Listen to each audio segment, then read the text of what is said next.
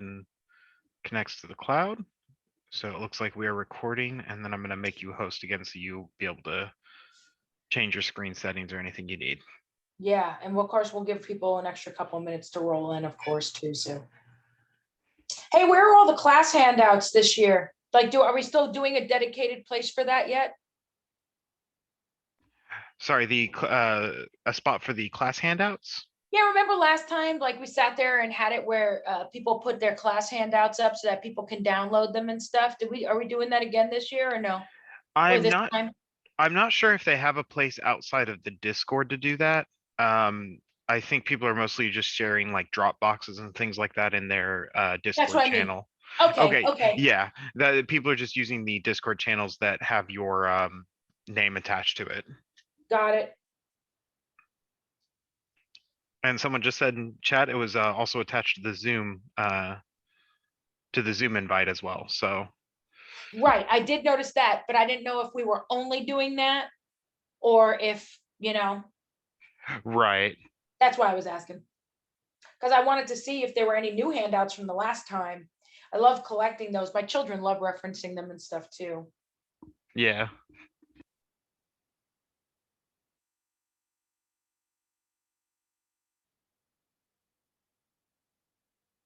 Oh, Paizo joined in on this. That's awesome. Noble Night Games. Love that store. They're so great. Dark Flame Books. Oh, I'm so glad you have her on here. She's good. She's good. Noble Night Games, Moonlight Minis, Frozen Ninja. Always love Frozen Ninja. Nice. Lots of nice vendors you got in here. Awesome. Awesome. So we're going to give everybody a few minutes to keep on rolling in. I see that the numbers are going up, but we know that some people are coming straight out of another class. So we're going to give people a chance to rock and roll on that. Oh, now I can access the chat. There it is. Who sells some good anime themed minis? Are we talking about Chibi? Because if that's the case, then there's Midnight Heroes, and which actually, let me type it in here since I just found the chat box. Sometimes it takes me a minute, so forgive me, but so you want Midnight Heroes. Let me put the website, it'll probably make your life easier. And then there's Impact Miniatures. So those guys are great for chibis. Scale 75, thanks, Ben. Scale 75 also has some that are, it's a different kind of chibi, okay? And it's from a series, I forgot what the name of the game, it's part of a game, but those chibi minis are pretty cool too. Now, anime, from what I've seen, is mostly like scale model kits and stuff like that. So, but if you want some anime looking minis, that's pretty much the way to rock on those. Looking forward to the class. Thank you. I'm very glad for that. Thank you. Thank you. And there's the class PDF. Very nice. Dave Forrester, how are you? I know, long time no see. Dude, we still got to do another lesson. I think there's a Discord channel for the handout links. Thank you, Elise.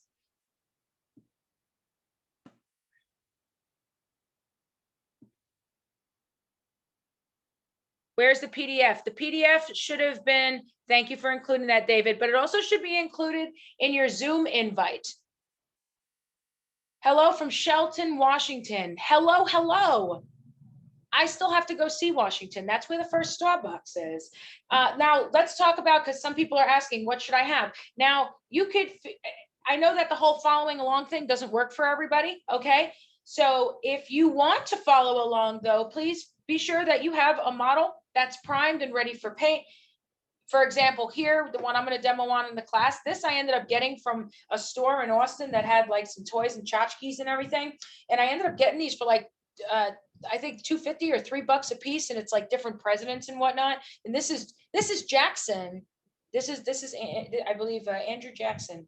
And So we're gonna paint his face today. So, but whatever mini you want face wise is fine. It could even be a bust or something. But do keep in mind, we're not doing a display level face. We're just going to make it where the objective is to make sure that you understand the fundamentals and the basics. So that will be the important thing, because everything else is going to be different techniques that you're going to end up learning along the way that you can integrate into the process, or maybe you'll end up doing a different process, and that's okay too. And things like that. So it's just going to be a basic face, nothing crazy, but we can talk about some other crazy stuff. Is closed captioning available for this session? That's a good question. No, I don't think so. I'm half deaf, so I understand your plight. I have to always watch TV and everything with closed caption. Otherwise, I got to read lips. And then if some people have a beard or an accent, then yeah, I'm like, what's going on? The people be like, what's going on? What'd they say? And I'll be like, I have no idea. Now, as for brushes, my suggestion is to have a brush that's about a size 1 or a size 2. This one in particular is a size 2. And Reaper has some really great Kolinsky sable brushes. If you have a synthetic, that's okay too. This particular brush that I have on me is one that I had next to me, and this one's a 2 from Michigan Toy Soldier, and their website is michtoy.com, michtoy.com. So that's where I got this brush from, and this is a Kolinsky, a synthetic Kolinsky actually. And so basically, if you have a 1 or a 2, that should be good. The other paints that I have in front of me, if you want me to go over that real quick, happy to do it. Well, I think we still have some other people rolling in. Is that true or no? A lot of classes are being recorded and later uploaded to YouTube. Might those be closed caption? Not sure who to direct that question to. I think there's a setting on YouTube for not every video in general. I'm talking about, I'm not saying about Reaper. I would assume Reaper might sit there and have it where you can close caption them if that's something you're even able to do. But you might have a setting on your YouTube where you can close caption. I know that whenever I watch videos, I try to have that setting on as much as possible, because again, like I said, otherwise I don't know what's happening, So paints that I have here today. Now for you, what you want to basically make sure that you have is a skin, a skin tone where either you can mix colors to go darker or go lighter. Or the great thing about Reaper paints is that Reaper paints come in what's called triads, if you're not familiar. And what that means is in the set of 3 triad, there is a shadow, there is a mid-tone, and there's a highlight. It's what I absolutely love about them, because it really takes the guesswork out. Okay, it helps. Off-topic question, is soda pop minis still a thing? Excellent question. The truth is, I know I think soda pop was merged with Ninja Division. So thank you for reminding me. For the person who asked about anime minis or anime type minis, another place that you can get chibi minis is Ninja Division. And that is where you'll also find your soda pop minis and stuff like that. Because if I remember right, I think they merged. So I hope that helps.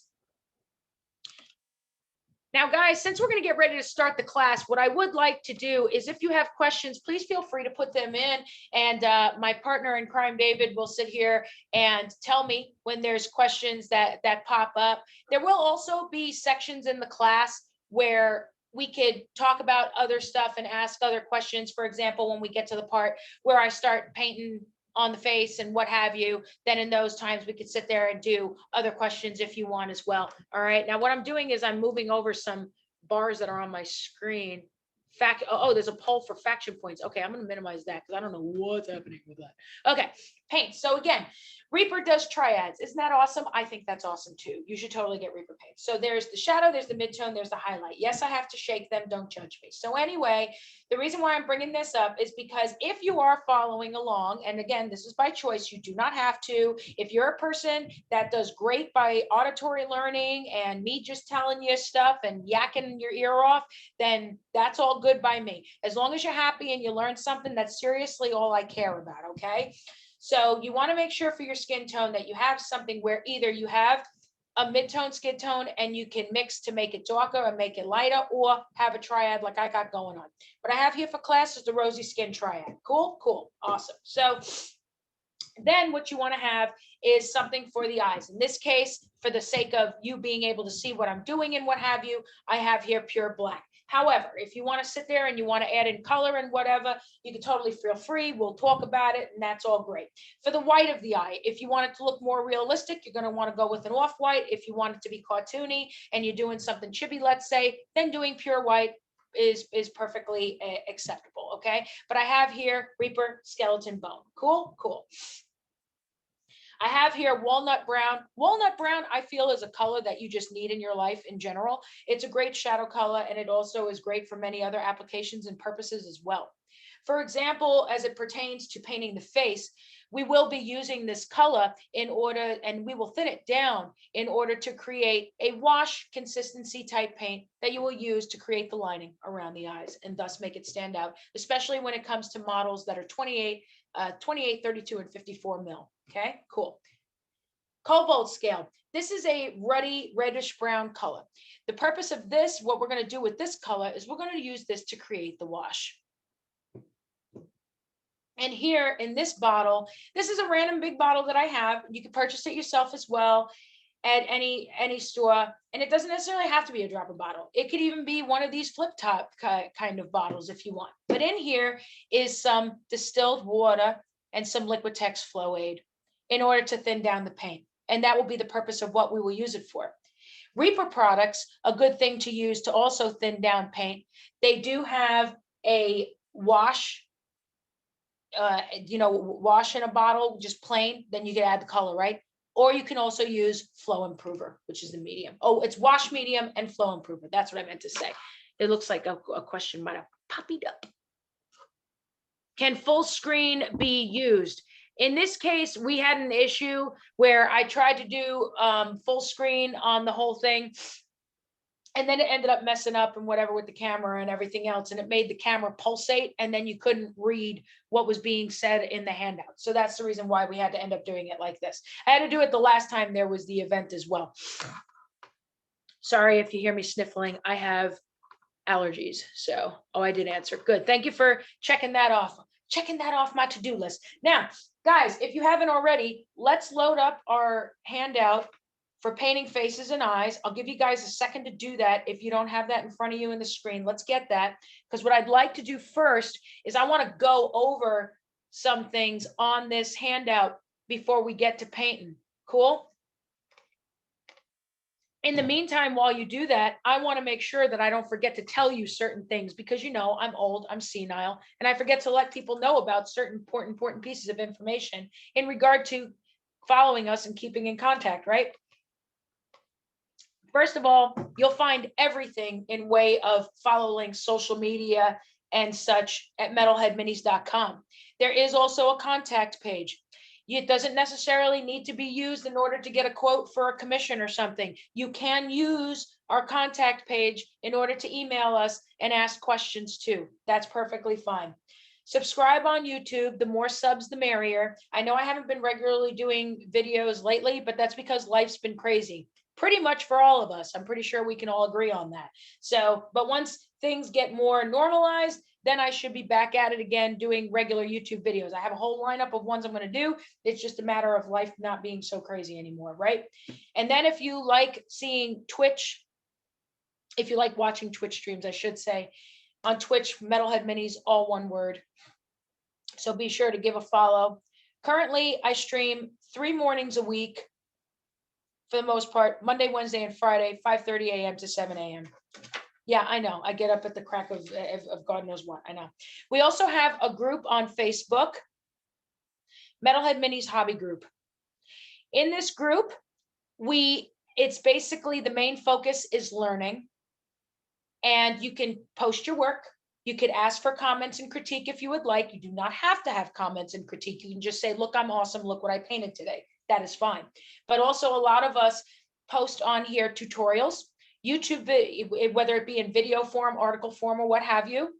And also we share if there are certain events that you can benefit from and everything.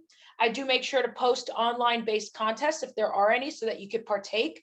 But basically that's what it is. It fosters community, it fosters learning, and we would really love for you to join. So please send a request to join the group. We would love to have you. And for those of you young folk that love TikTok, we are on TikTok. because we had to sit there and, try it out. And it's actually pretty fun. I actually like TikTok. It's pretty fun. And that's also at Metalhead Minis, all one word. Cool. So let's get on with it. So what makes painting faces and eyes on a mini so important? Facial expression. Can't stress it enough. Now, here's the cool thing. Some sculptors are really sweet human beings. Well, they all are actually. And they sculpt the expression into the face. That's helpful. But wait, they did their part. Then there's your part. I'll get to that in a second. So we have here, for example, this chibi ninja. Isn't he cute? But he don't look very happy. He's gonna cut you. Okay. Now imagine if I sat there and we take this sculpt that's already implying a story, and then sat there and painted him with some kind of, I don't know, wall-eyed or bug-eyed of some kind or something, then it really wouldn't tie in well, right? Now we got this wolf here. He's looking pretty hungry. Okay. And imagine if when we painted the eyes on this wolf, if he looked totally bug-eyed, that wouldn't really tell the story now, would it? Unless you wanted to tell a goofy story, that's perfectly fine. But if you're wanting to go more in the realm of more realistic, then obviously you're just going to have to make sure that the eye reflects in such a way where he either looks hungry or angry or whatever as well. This young lady here, there's no mistaking. She either looks sad or she has the capability to sleep sitting up. Girl, I ain't mad. You could sleep sitting up like that. That's good by me. But it looks to me like she's sad. So we're just going to go with that. And so we could sit there and paint in eyes if we wanted to. But if you want to really follow along with what's happening in the story, then of course you would have to paint it accordingly. So it's important to make sure that your face, that the face of the model tells the story and that it's done correctly, especially if you're going to get into things like competition, because that's really looked at. You could sit there and create a whole project where, say, the model is on a big mountaintop or something, or a cliff. It doesn't matter, whatever. So he's on a cliff or a mountaintop or whatever. And the face, when the judges are looking at the model, they're looking at the face.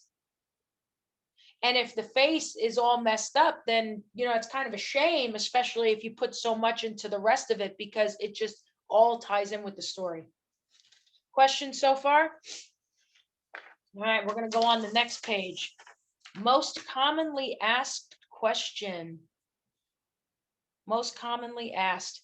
Is there a difference between painting male and female faces? The answer is a resounding yes. I'm not going to yell it into the camera here on the microphone, because that would blow out your ears. And we're not here to do that today, because you guys probably have other classes you want to attend. So yes, there is a difference between painting male and female faces. The biggest difference is, okay, so you might have sat in health class awkwardly and was told about how when you went through puberty that your face was going to go through some changes. So for example, with males tend to have, when they go through puberty and they get older, their facial features tend to sharpen. The jaw squares off, right? You see that? And then with females, their features soften up, become more rounded. With that said, is it how it translates to art? That means that there needs to be consideration in painting those types of shapes, right? So for example, with the female face, we see she has softer and rounder features.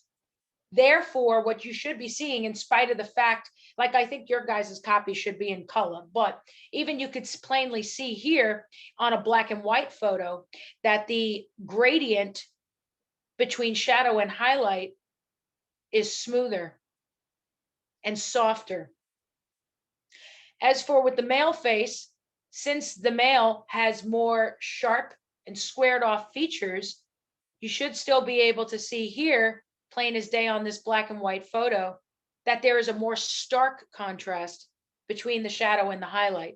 Does everybody see what I'm talking about there? You should be able to see that on your handout. So there's many different great paints when it comes to painting skin and faces, especially when you're trying to do things like making sure to do the shading, the mid-tone, and the highlight, right? So like I said, you have your Reaper triads. If you're great at color theory and you know how to mix your colors right, then obviously there's a bunch of great things you can do with that. There's another great line of paints that's Nocturna, where Nocturna and Vallejo partnered together and they did the skin tone paints. And there's a fairy flesh one, which I believe is the one that has like the Caucasian skin and stuff like that. And then there's the malefic flesh, which is the one for like monsters, more regular skin tones, greens and purples and blues and things like that. But either way, those paints come in some really great colors too. And it's they're great things to use. And there's a lot of different great things you can use with paint and skin that you can experiment with and everything to make your faces look really cool. Oh, there's the PDF again. Thank you. Thank you. Oh, you love those so much. Oh, thank you. Yeah, those paints, yeah, they're really great. I love them too. But yeah, basically, so those are the differences between painting male and female faces. And this is just the basics. There is exceptions because, for example, there are certain nationalities, certain heritage, somebody who's overweight, or something, a dwarf, for example, they usually always have round faces, things like that. So yes, there are exceptions. And yes, there is a much deeper thing to go into when it comes to skin tones and colors and how they're painted, if it's someone's Native American or Asian and what have you. But right now, let's not clutter our minds with the inconsequential, and let's make sure that we're sticking with the basics, which is we know that there's typically a difference in shape between the female face and the male face and how those would be painted a little differently. Like that. Can you repeat that? Which thing am I repeating? The brand of those other paints I was telling you about? Those were, okay. Thank you for typing so quickly. They're the Nocturna. They partnered up, I believe, with Vallejo. Nocturna Fantasy Pro. Here's one. So there's two sets of the paints. There's the malefic flesh, which has like the irregular skin tone colors, and then they have the fairy flesh, and that's the one that has like the Caucasian and other colors in there too. They're great. I absolutely love them. Them and Reaper are my favorite ones to use with that. And yeah, and golden heavy body acrylics I have. There's like so many different things that you can use. But yeah, those are my favorites though when it comes to like doing skin on paints and stuff like that besides oils. So tips and so here's another thing I want to go over, which is, okay, so tips and tricks for painting faces. Let's start with the eyes part. Just to go over this part real quick. First of all, anybody have questions so far that we just talked about in regard to the difference between painting male and female faces, anything like that? I'll give you guys a second in case anybody types not that quickly or something like that. And if not, we can come back to it. Maybe you don't know the question right now, but that's okay. We can always go over something later. All right, cool. So let's keep it moving. So we got here, I found this in a search. I was going to sit there and create a diagram thing myself, but then whoever this Gothic geek person is, bless them, because this is great.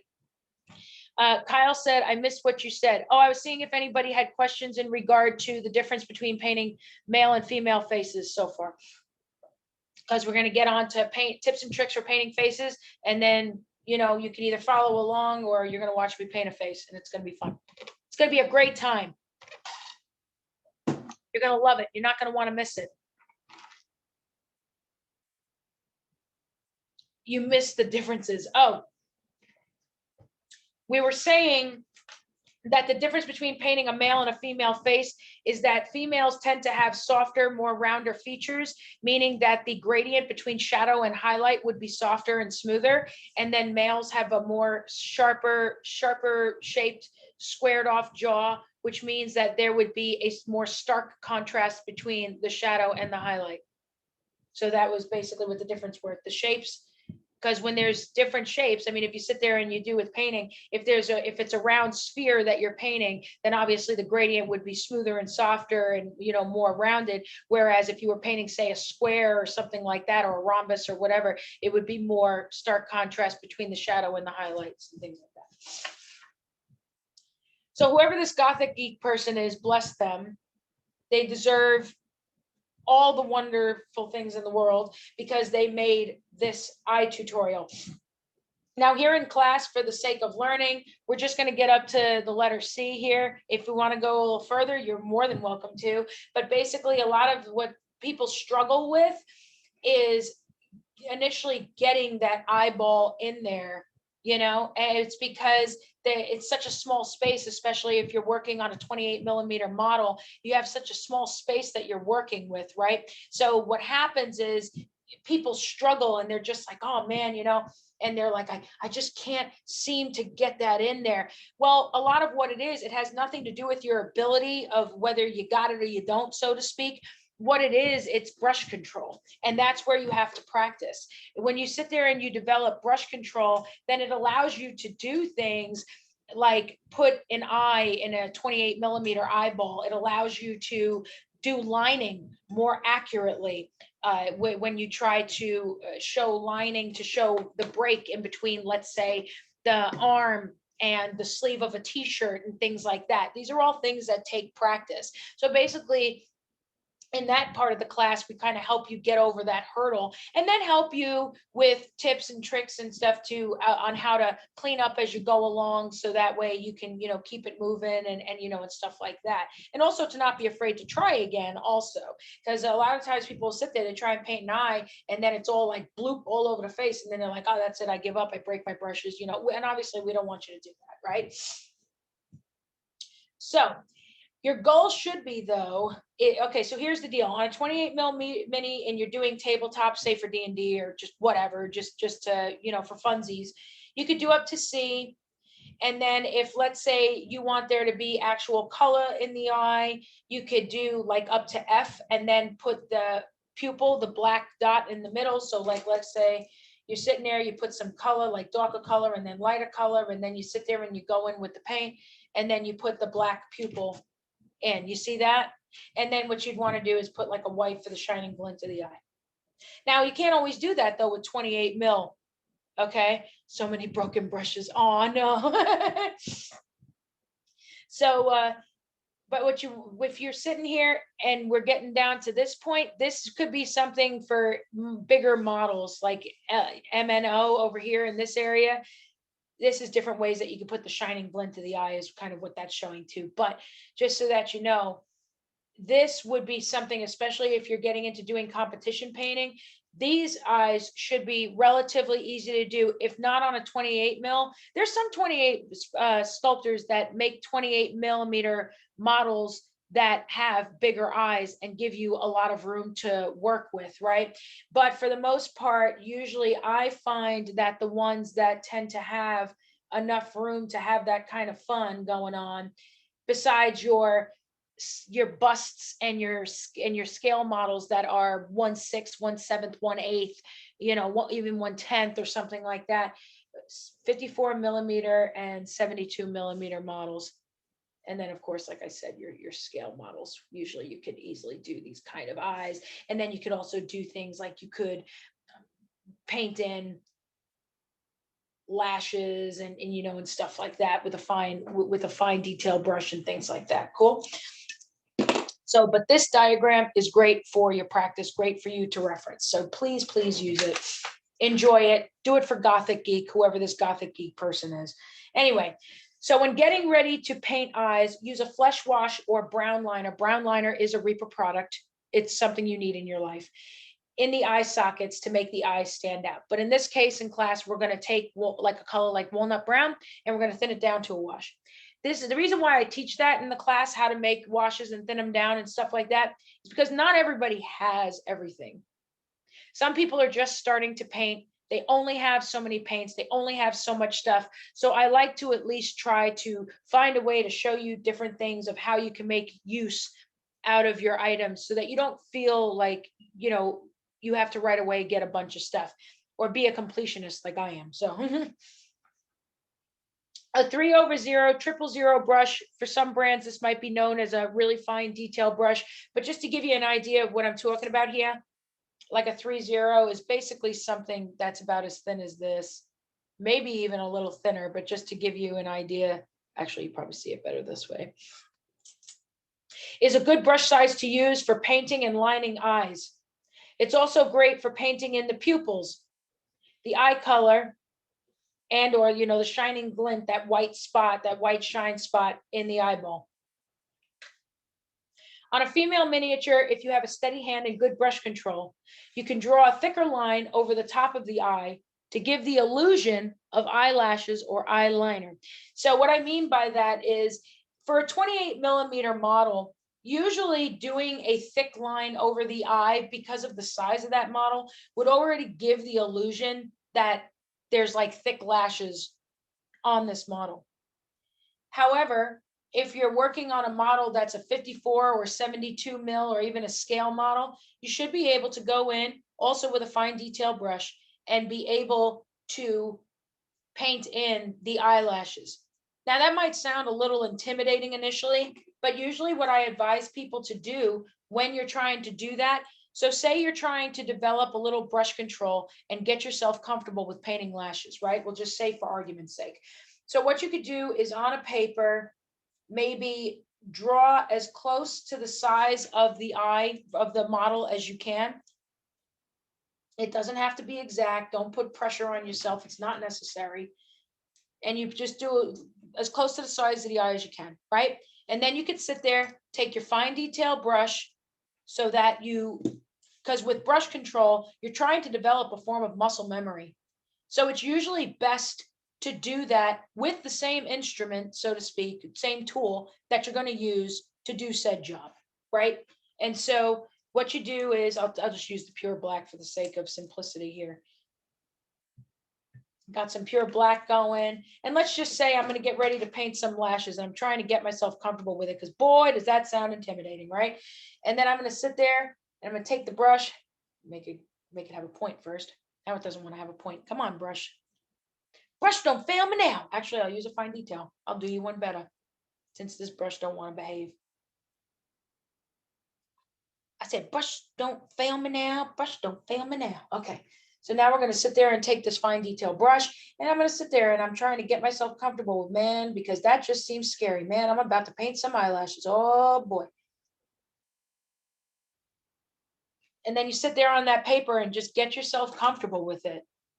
And you're not going to do it perfect right away, and that's perfectly okay. So you just draw another eye. Hey man, it's Saturday. Let's have a great time. Let's draw two eyes. I mean, let's just make it a thing. Invite your friends over. Have them draw some eyes, right? And just be like, hey man, it's an eyelash party. Like, let's do this. And then just take your fine detail brush and just go through and practice painting in those lashes until you feel comfortable. Or hey man, maybe you're sitting there and you just want to do eyeliner. And you know what? That's okay too. And just go over the top of the eye. And that helps you develop some brush control. I hope that tip helped you. Does anybody have questions about that so far? Was that helpful to a lot of you? I hope so. But that's what I usually advise to do. Practice on a paper.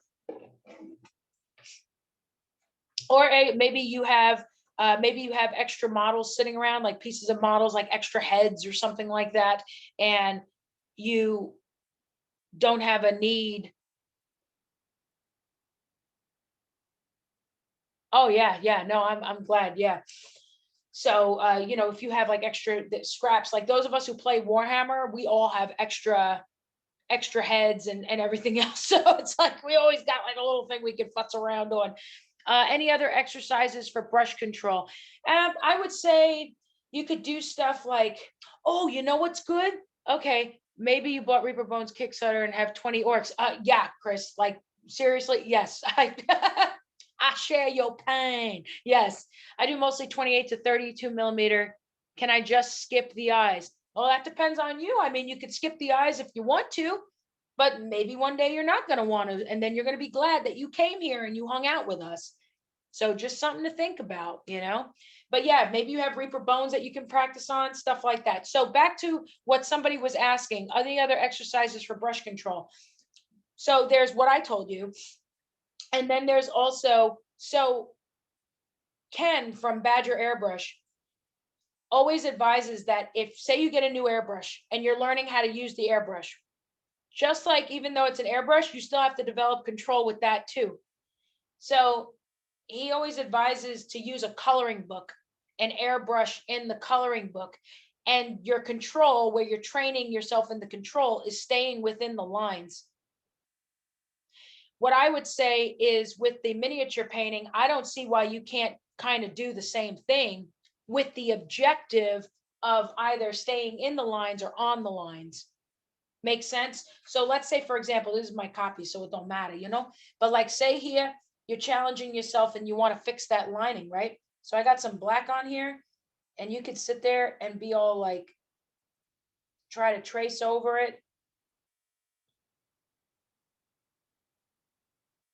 Because you're trying to teach yourself to have enough muscle control to stay within the line or on the line. You see, I've been painting since 97. So obviously, and it doesn't have to be perfect. You just want to develop some kind of control because it's acrylic paint. So you're going to have to go back in and clean up and all this other stuff, you know? So you're going to have to do that either way. And that's fine, you know? But like, look, see, you could sit there and get like a coloring book or something with and use it with your acrylic paints and whatever, so that you're using the same tools. You're using the paint so that you could sit there and learn the consistency. Yeah, I mean, I'm evil. I'm a left primary. I know I'm evil. But yeah, that's something you could do too. Does that help you? That might be an idea. You can, and you don't have to buy coloring books. There are coloring pages that you can print off from online. You know, do printable coloring pages and then sit there and just go from there and do that. You know, it doesn't have to be, oh, I gotta go to the drugstore and get a coloring book now, you know, or something like that. If you do not have much experience painting eyes, and that's probably why quite a few of you are here. Oh, all of us lefties are uniting. Yes. Yes, Pinterest does have tons of coloring pages. That's so true. So a lot of you are going to love this. Okay, this is going to make you feel a lot better. If you do not have much experience painting eyes, or if the eyes on the model are small, you cannot go wrong with positioning the eyes to have the character look into the side. This is so true. So let's think about this for a second. So what am I talking about? Lynn, what are you talking about?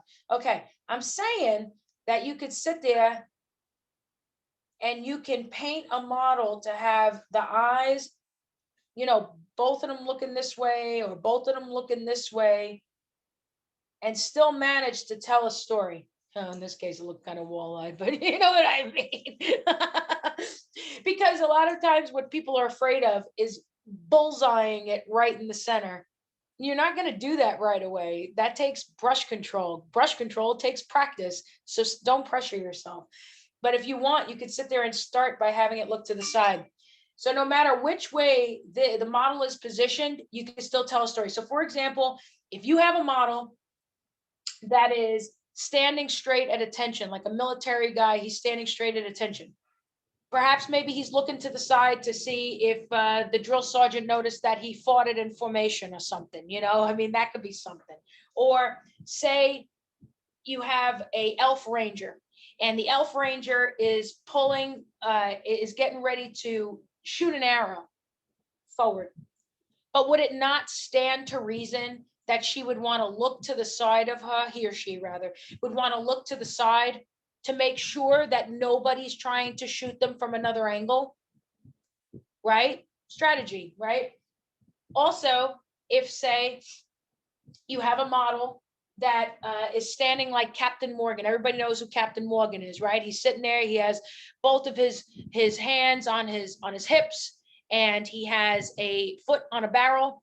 And would he not? Maybe he wants to look to the side and see if any chicks are checking him out or something. You know, like maybe that could be a thing. You never know. So you could have him look to the side, and you don't have to worry about it being weird. Isn't that nice? Yay! Now you can breathe easy and you can sleep tonight. So when painting makeup on a female, there are two techniques that you can use. One, I promise you're going to prefer over the other, even though it takes longer. So the one is, depending on the color, you can mix the base skin color with the makeup color, but that could end up looking muddy and not look as good depending on what colors you're using. In some cases, you can also take the color and paint it over the skin, all right? But the thing is this, that might not look natural, that might be a little more than what we were going for, okay? And then you don't have as much control over the color nor the paint itself. So that's why I said you're going to probably prefer the one over the other. Nick, what is the best way to paint a mini with a wonky eye socket? I had one mini that had the one eye, a large gap between the eye and a brow. Barely gonna get the eye itself was challenging enough, but makeup didn't seem to make it look right either. Oh, okay. Answering live. Yes. Okay. So just to make sure that I check it off, so I'm not like, oh my God, all these questions. Okay. So when if there's a sculpt that you have that looks like it has shift, because that does happen sometimes, you might want to contact the miniature manufacturer and see if they have one that the face looks a little better. But to be completely honest, there are some cases where that's not always a thing. And so you just have to do the best you can with what you have. Maybe paint the eye as much aligned properly as possible. Granted, that might mean that the sculpt might come up over the eye itself, the wonky one, I mean. But or it might just have to be wonky. It really depends on the manufacturer and stuff. But in some cases, that could be just a mess up and it could be shift.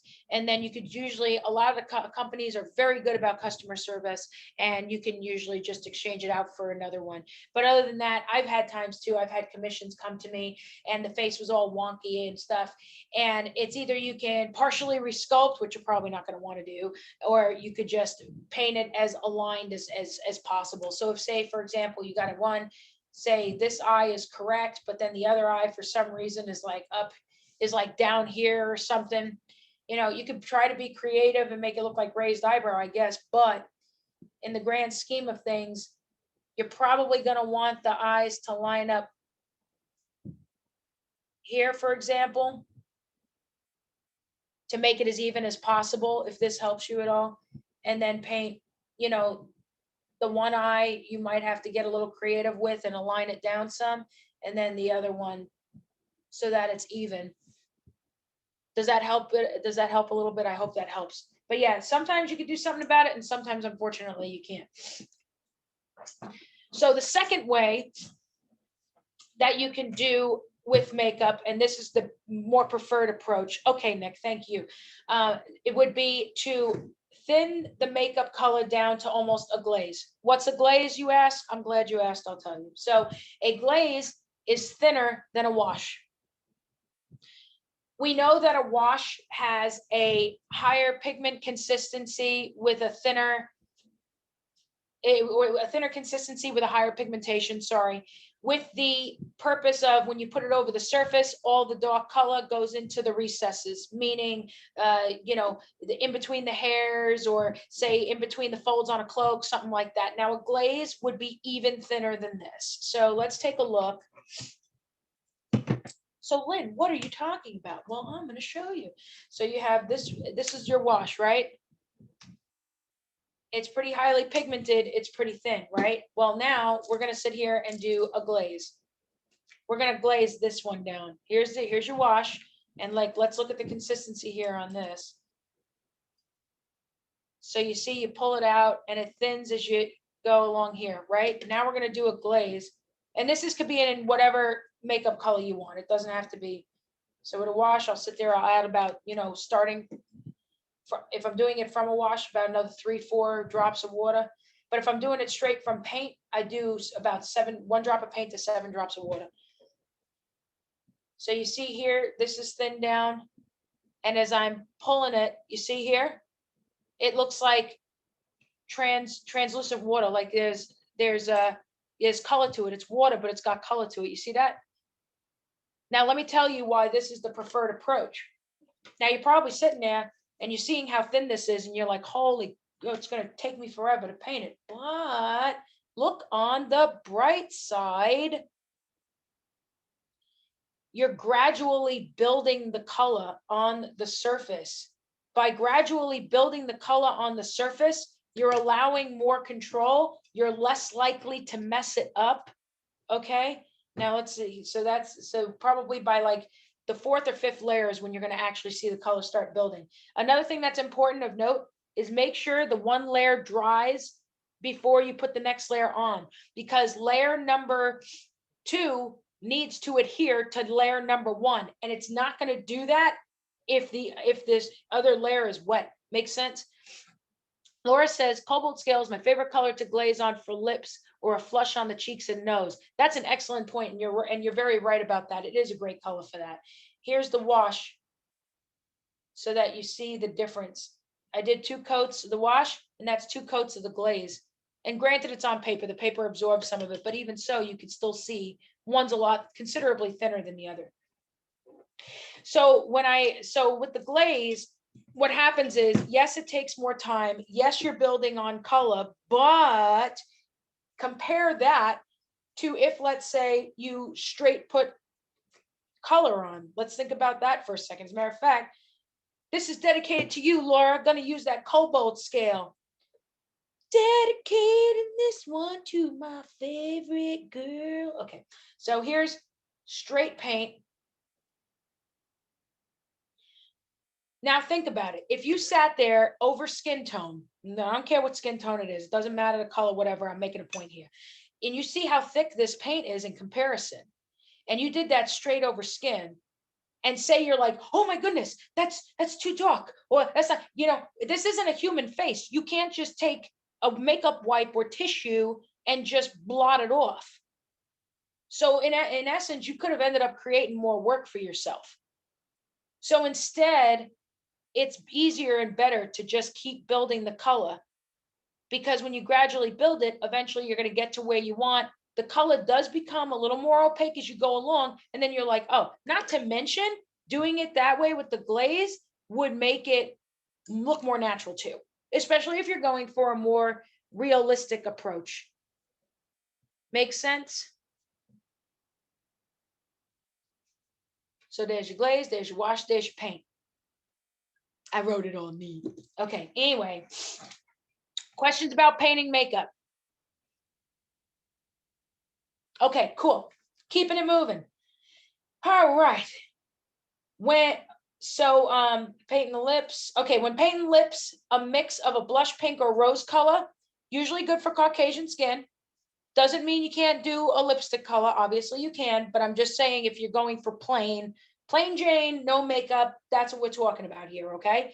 Peach, good for fair skin or an Asian skin tone. Now, what kind of peach? There's different peach. There's peach that lean more on the orange side. There's peach that leans more on the pink side. So it all depends on what the look you're trying to go for here, okay?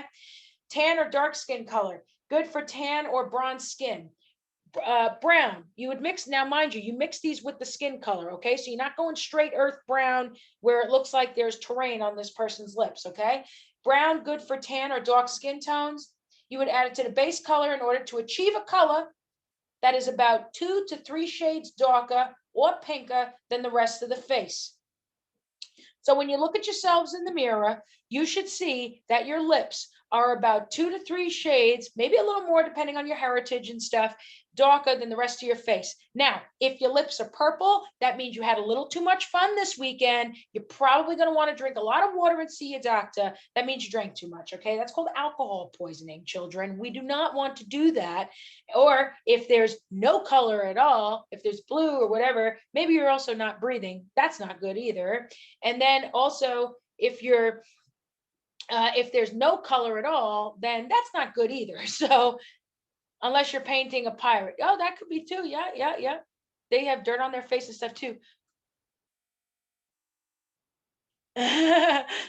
With you singing, we'll have us sing Help Painting Eyes. maybe we could try that. You sit there and we'll just sing some songs while painting eyes. That sounds fun.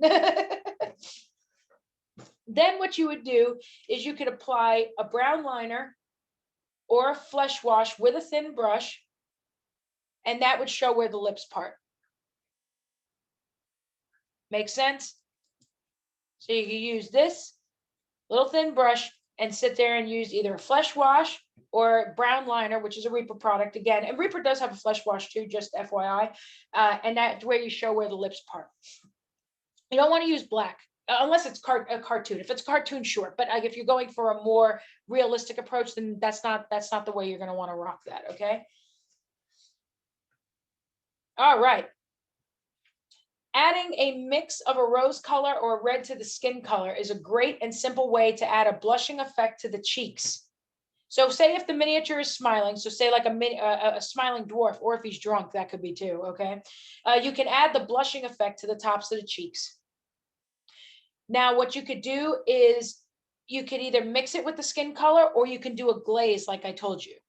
Okay, so just as a reminder, this is what we're talking about here. So you could take that cobalt scale color, even if you wanted to, and turn that into a glaze. This looks really nice as a glaze if you're not familiar.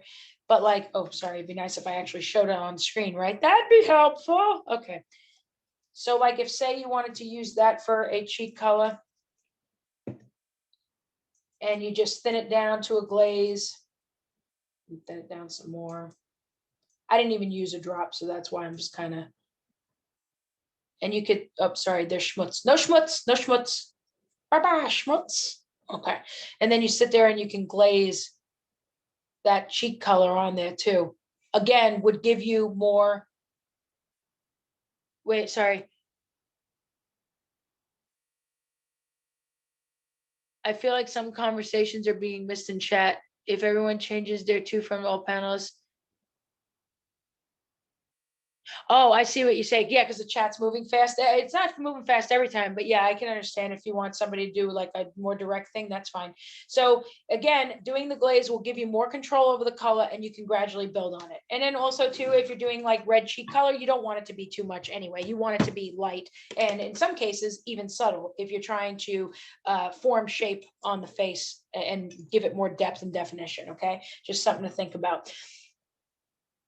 For a female face, it can add personality and make the face look even prettier. You would add to the blushing effect into the inside of the cheeks. So in other words, if say this is a female face, you could sit there and either do the blush for like the rouge or something for the makeup, or perhaps you're trying to accentuate the shape of the face and show that her face is thinner or something like that. And then in that case, you would put that kind of glaze color probably over here. Okay.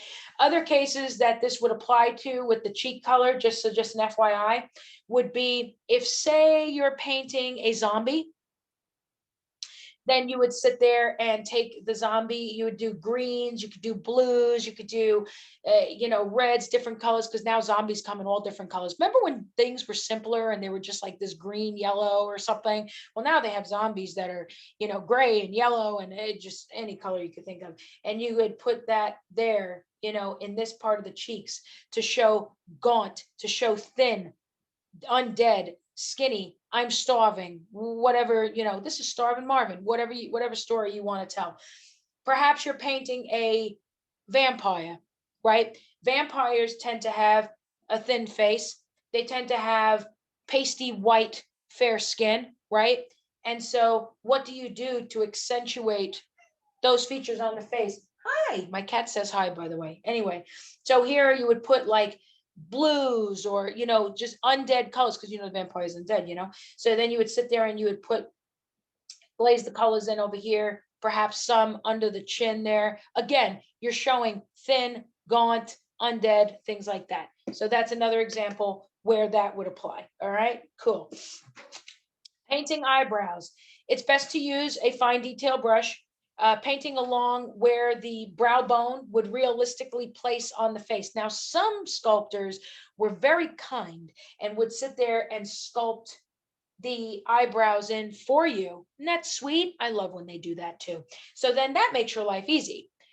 A lot of painter ladies with cats. I see a trend. I know. I have this. He's big. Actually, now, I got more than one now. But yeah, I have one with me here, and then there's two more at the other house. Well, I was just going to show them to you on camera. And then I just realized there's no camera on my face like usual with the Twitch streams, but he's a big pain in the butt, and his name is Oliver James. So basically if there's no brows sculpted in, then you would have to figure that out and put that in somewhere. Let me see if there's something, for example, here.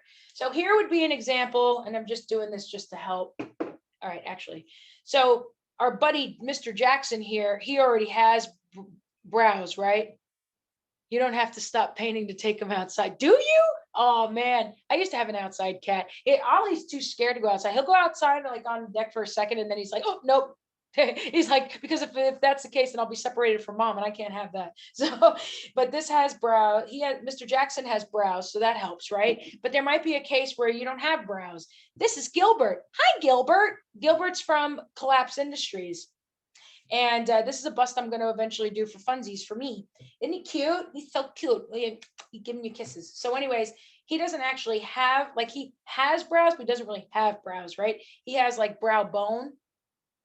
So if, let's say, I wanted to sit there and give him eyebrows, then I would have to paint them in where the brow bone would realistically paste. Another example that you would commonly see that would be Warhammer figures like Space Marines.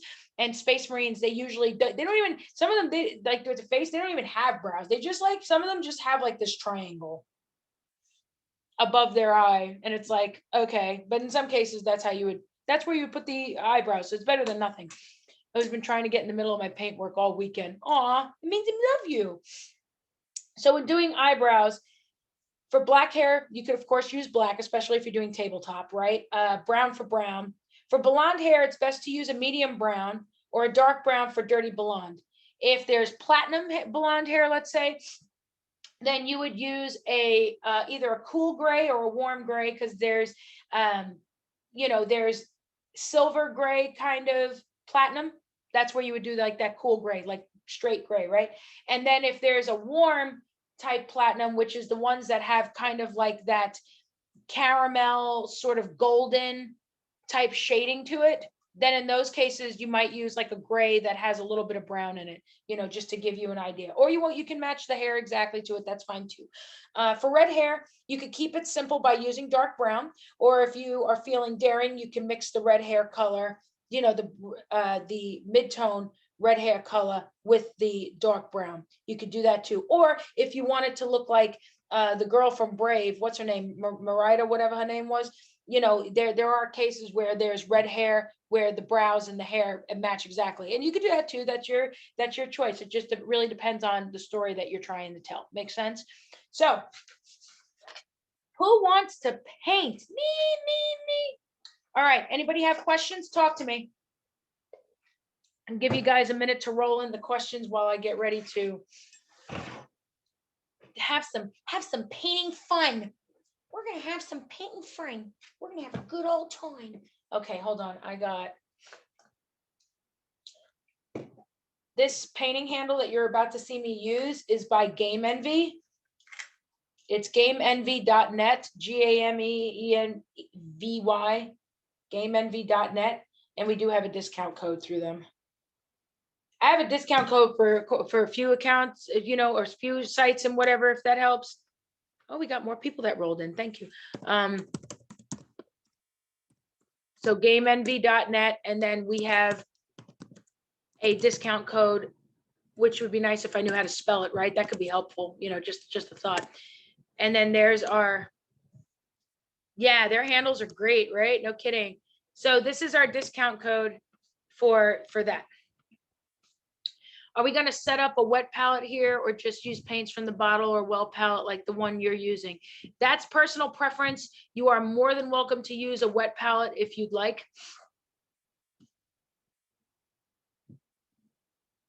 Oh yeah.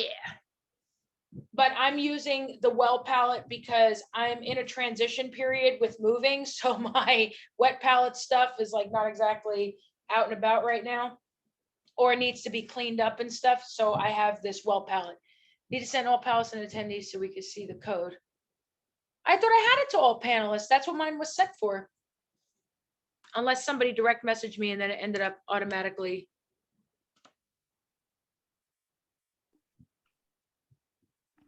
Yeah, from me to all panelists. All panelists and attendees. Is that what it is? Oh, I see why, because it just says all panelists, not all panelists and attendees. Oh, I knew that. I was just checking on you.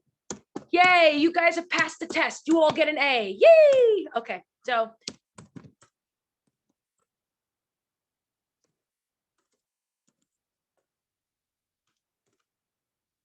Yay, first day ever. Hey, man, first time for everything. I'm sorry about that, guys. I didn't realize. It said, oh, panelists, and I was just like, oh.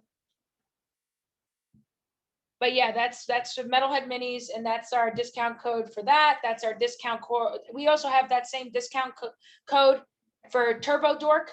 So if you like Turbo Dork paints, we have that too as the discount code. I'm starting off with Rosy Shadow. So if you're following along with a Reaper paint, use the shadow color. And that's what we're going to get ready to do right now.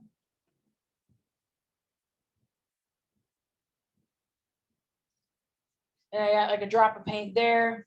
So again, if you're doing a wet palette and stuff, it'll apply the same. You could still do 1 drop of paint and then thin it down whatever way you want.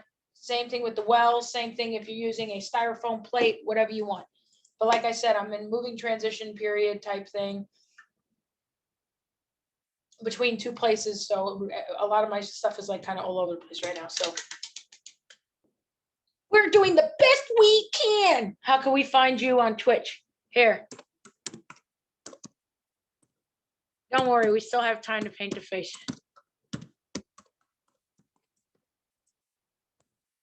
There, give a follow. Be a friend, be a pal. Okay. So we're going to start by doing a base coat on the face, and there's a hair that just tried to sneak in on my brush. So when thinning down the paint, if you're trying to sit there and do a base coat, about 3 to 5 coats is standard for a base coat on anything, not just a face. Because the thing is, you don't want the paint to be too thick because you don't want it to clump up. You don't want it to be too thin because you don't want it to sit there and end up just, you know, just running all over everything and never drying and all that fun stuff. So you don't want that either.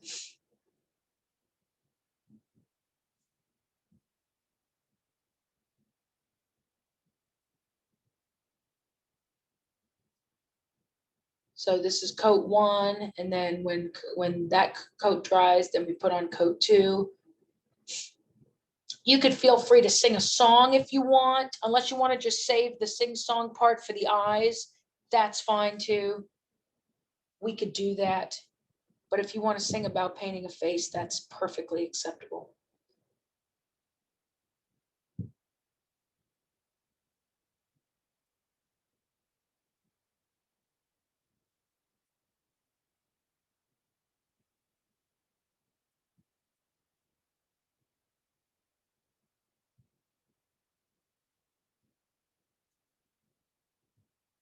And we got to make sure we get the bottom of the nose. He's got a pretty decent nose there going on. And I'm just gonna focus on the face part. Obviously, I'm not gonna sit there and do like the whole neck and the chest and everything. Kind of surprised they're not wearing a shirt of some kind. Kind of surprised about that, but that's okay.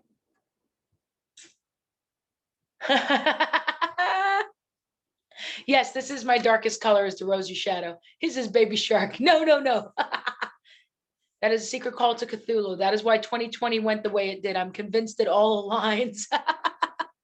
Yep, somebody's saying Baby Shark, and then that was the end of that. And next thing you know, COVID happened, everything happened, and yeah. So if you want, you could either use a hair dryer on a cool setting to help blow on it, or you know, if you're feeling kind of fun and you want to get a little bit lightheaded and keep like blowing on it real hard, you know, to help the paint dry, that's up to you. You are welcome to do that. Cool. I'm gonna lightly blow on it because I feel like I don't want to get all lightheaded and pass out on you. I just didn't think that would be fun. I don't feel like it would add to the class experience. So I'm lightly blow on it so that way, because you see here the head, the top of the forehead, sorry about that. The forehead's starting to dry there. It's still wet here around the cheeks. This part here is starting to dry a little. The weather takes care of this for me. Oh my goodness. Yes, I know. Although, yes, you can use a manual fan too, like one of those ones that clip on the desk. Yeah, those are great for that too. I actually have one for that, but again, it's packed away. But I do have one that clips on the table, and I do use it for that. Like I'll turn it on, and then I'll just kind of have the model kind of stand there, and then the fan is just going and blowing on it while I'm working on something else or whatever, just to keep things moving. And that works pretty well. And there's different fans you can use. There's ones that are like USB. So like say if you're like me right now, I have the laptop over here, you can have it like attached to USB and kind of like rocking and rolling. Or then, if you sit there and you have enough plugs, which that's my thing, I don't have enough outlets because I have so many things plugged into so many things that, I don't want to cause a danger, but so that's why sometimes I'll use USB or, battery operated type stuff instead. Makes it easier and not as much stuff plugged in. So now I'm going to do the second coat here of the face. And you see how, as we go along here, now the coverage is more opaque and smoother, which is also important. You want the coverage to be nice and smooth.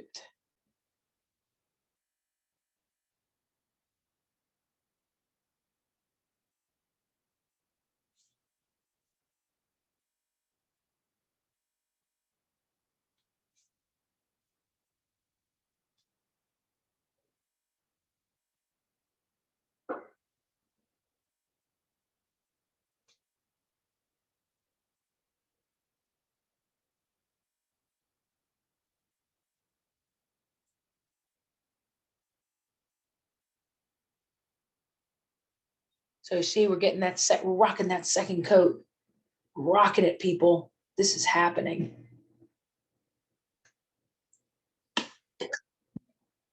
And by the time we do the third coat, especially with a face this size, it'll definitely be fully covered the way that it needs to be. Yeah, you can hand fan too. I was thinking of a more manual fan, but yours is a good idea. And that's totally fine too. Is everybody sitting here painting, or are some of you just hanging and having a good time and petting your kitties and your puppies and playing with minis? I'm blowing on it. I'm walking. Can't you see? I'm talking.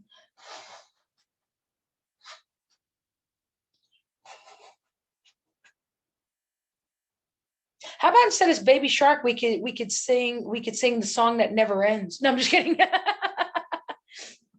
Takes forever to paint to dry here in Southwest Louisiana. Oh, we're supposed to go to Louisiana, Cindy. I want to go to I want to go to New Orleans. Hanging out, painting. I'm so glad you guys are all participating. Thank you. Stealing my pen. Oh my goodness, you got one of them. I got 4 faces. Thank you, goodness, for wet palettes. Oh, agreed.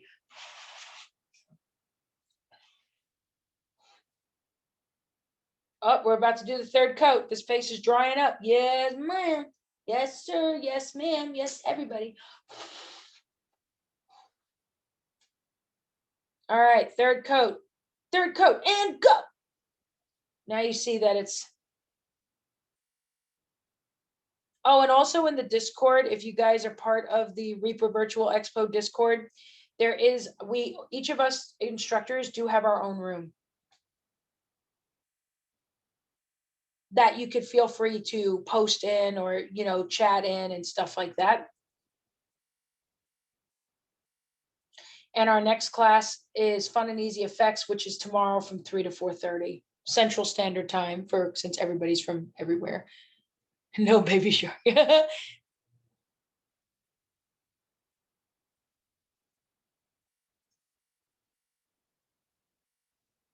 So here's the third coat. And as you can see, hopefully, now it's all coverage. It's good coverage. Yes, for the weekend, I believe. Maybe until like Monday. I think that's what they did last time, if I'm not mistaken. So Fun and Easy Effects will cover glow effects, right? Yes, basic tabletop glow effects, yes. Yes, that will be covered in the class. El correcto, my friend.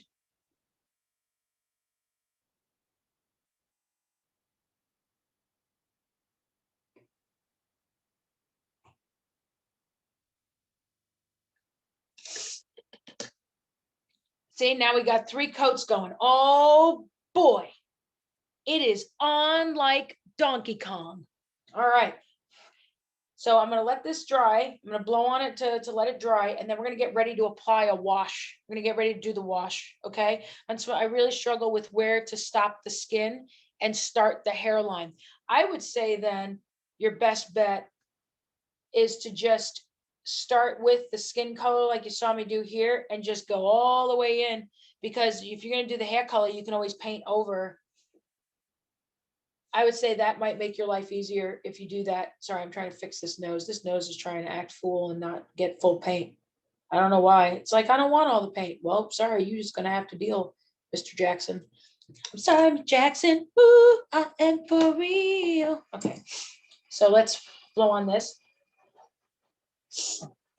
Or we can do your idea with manual fan. How's this?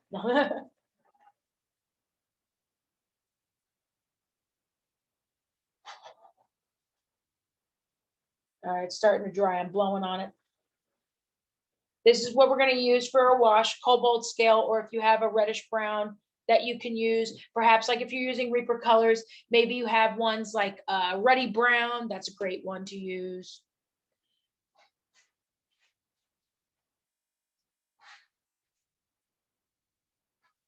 The Auburn one's a little too orange. I don't know if I'd use that, but what's another one? It was ruddy brown.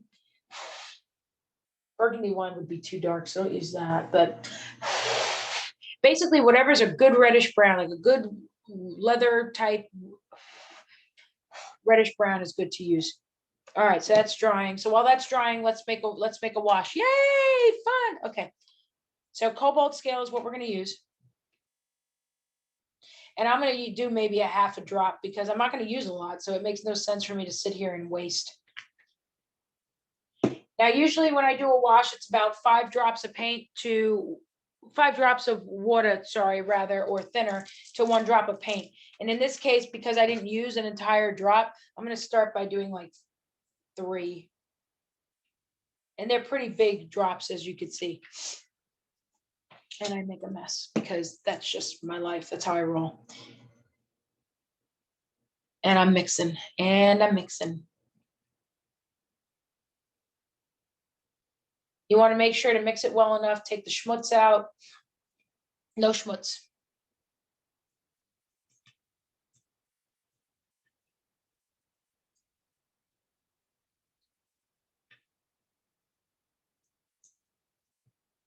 Okay, so this is a little more like a glaze. So what I'm going to do is I'm going to add a touch more paint.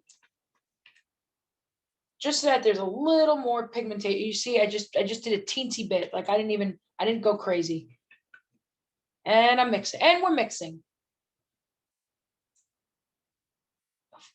Yeah, 5 water to 1 paint. Yeah, but I didn't do a whole drop in this case because I'm not using all of it. So yeah, this is better. You see how there's a little more pigmentation to it? See that?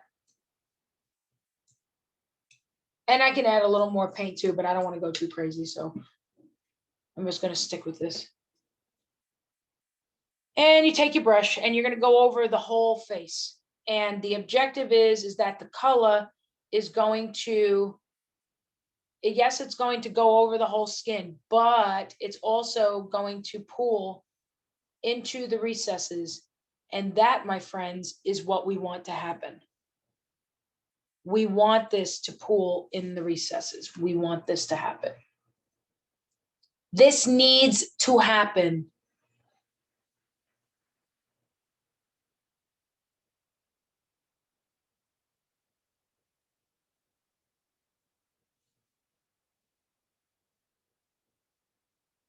So you see here, what should be happening is when you apply the wash, there's some parts of the surface here that's acting fool.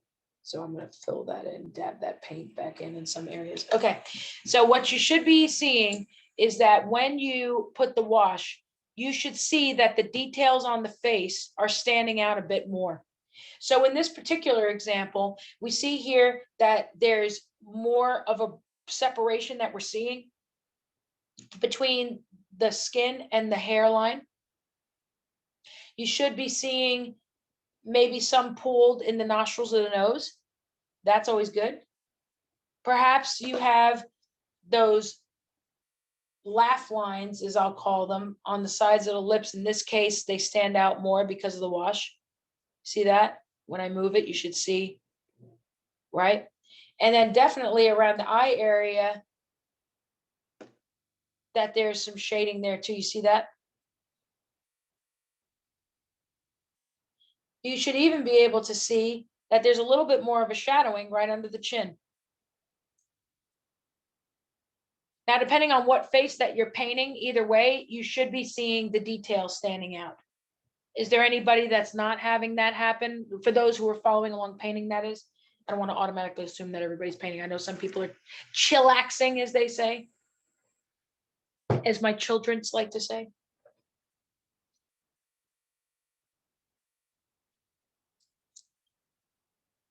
And if in some cases you do one coat of the wash and you feel like it's not doing enough, don't be afraid to go over it a second time, or maybe spot wash, as one would say, and go back into the areas where there would need to be a little more oomph, as I like to call it.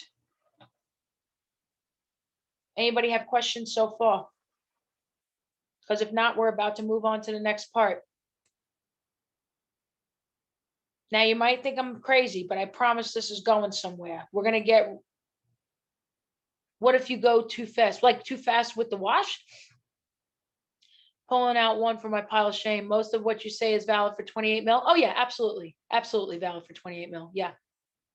What if you go way too far? Now, when we say too far, what are we talking about here? Like, are you sitting there taking the brush and then you're also painting the table, or what are we talking about? Are we talking about too dark? Are we talking, because here's the deal too. If you do a wash, like the skin's too red brown. Okay. So you could sit there and probably go in with the brush, make it damp and clean, and see if you can paint some of it off, like use the brush to kind of soak up some of that color off the immediate surface. Just focus on the raised areas of the surface though, because if it pulled like in the hairline, let's say, or here, you want there to be shadowing there. You want that to stand out, okay?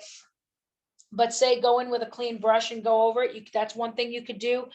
Or you could go back chestnut brown with the chestnut brown with the rosy triad. Yes, that's another great color. Thank you, chestnut brown. You just reminded me about that. The other thing you could do is if you went too far with the wash and it's like too brown over the face and everything, two things. If it's not as exaggerated dark as what you're telling me, then don't worry too much, because don't forget you're going to highlight over. Or you can go back in with your color and just go over the raised areas and put some of that lighter color back in. So that's something you could do too. So we're going to let this wash dry. Can everybody see, at least relative to the term, how the details are standing out a bit more? I hope so. We're going to get ready to do the eyes. I know that sounds crazy, but I promise this is going somewhere. So we're going to take some walnut brown, or perhaps if you have Reaper's brown liner, definitely use that. I do have it. I have a few bottles of it, but I don't know where exactly I put it right now because everything's all over the place, like I said. Other colors you can use if you don't have this color, you could use Reaper's black and brown if you want. That's a good one too. So I'm just going to take a little bit, which I think this is the one where I have to take off the top. Yeah, this is the one. You just need a tiny bit, because we're just doing the lining of the eyes is what we're getting ready to do. And you're probably sitting there and you're like, oh my God, are we about to paint in the lining of the eyes? No, I am not that mean. So you do not have to worry about that. But we are going to thin it down, and we're going to use it like a wash. You see, I put about one drop, almost one drop, full drop of water with that little tiny bit that I put. See that? That's walnut brown. Now watch. I'm going to take the fine detail brush, because that's probably what you guys are going to be more comfortable with doing, which is fine. Fine detail brush. You're watching? Good. All right. Let's dip some in. And you're going to go into that whole inside eye area. Cover it all up. Cover the whole thing. It's probably gonna look weird right now. You're like, oh my God, why does it look like he needs to see an exorcist? Well, you know, maybe he does or she does, whatever you're painting.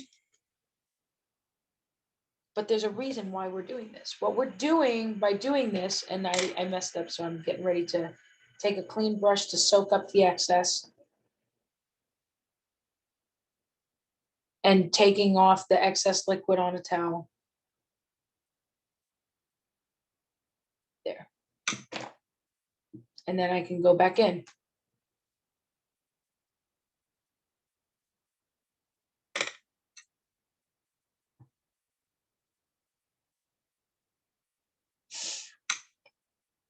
I think it's because of the way that eye is shaped. That's why it's acting fool. There we go. So what I'm doing by putting that walnut brown in there in that eye socket there fully is I'm getting ready to create the lining around the eye. So you see now basically the shape of his eyes.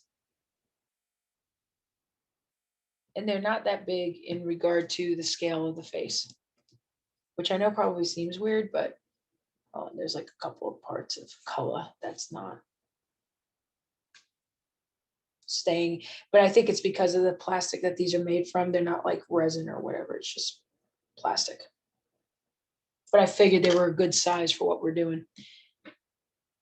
So now, so we got that walnut brown in the sockets there. Let me see if I do this, if this is going to help you real quick so that you can see a close up of what I did. Come on, autofocus. Is it going to work? Whee! There we go. So you see the wash, you see the walnut brown in there. And yeah, it's a little over in there in the corner because of how it's shaped, but we could fix that later. But you see, by doing that walnut brown, what that's doing is it's creating the lining around the eyes before doing the next step.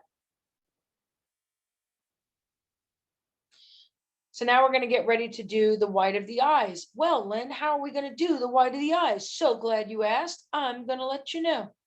Let me turn off the autofocus. Otherwise, it's going to keep blurring, trying to chase around what's going on.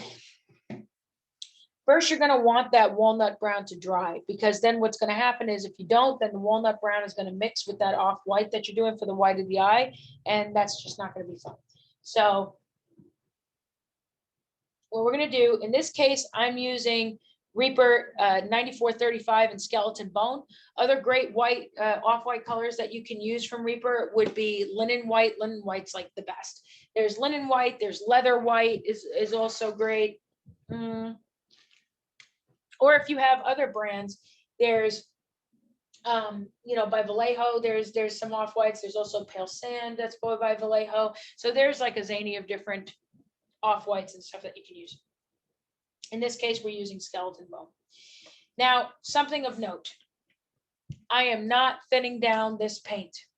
I repeat, I am not thinning down this paint. Is it because I'm a rebel? Maybe. I am my grandfather's granddaughter, and he definitely was a rebel.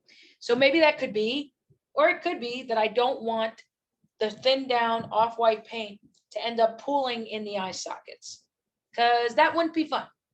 And that would create more work. Fine detail brush, little bit of that off-white color in the on the tip, just the tip. And you're going to try not to touch the edges of that walnut brown that you did. If you do, no big deal. Again, this part also is about brush control, which takes practice because you're developing muscle memory. Please remember that so that you don't get frustrated. Doing skills like this takes time. All I'm doing is I'm showing you one way to go about doing it, to help get you over the hurdle. Oh boy, white of the eyes. It's in there. It's in there, people. It happened. Let me put the autofocus back on so I can give you a close-up of what I just did. And this is basically what you want to emulate. Now, something of note. if there's a little bit of mess up outside the eye, for example, when you sit there and do the walnut brown and stuff, you can go back in with the skin color, and I'll give you an example right here. Hopefully I can keep it in focus. But let's just say for argument's sake, we're doing this and try and see if I can get it to focus. Come on, behave. Okay.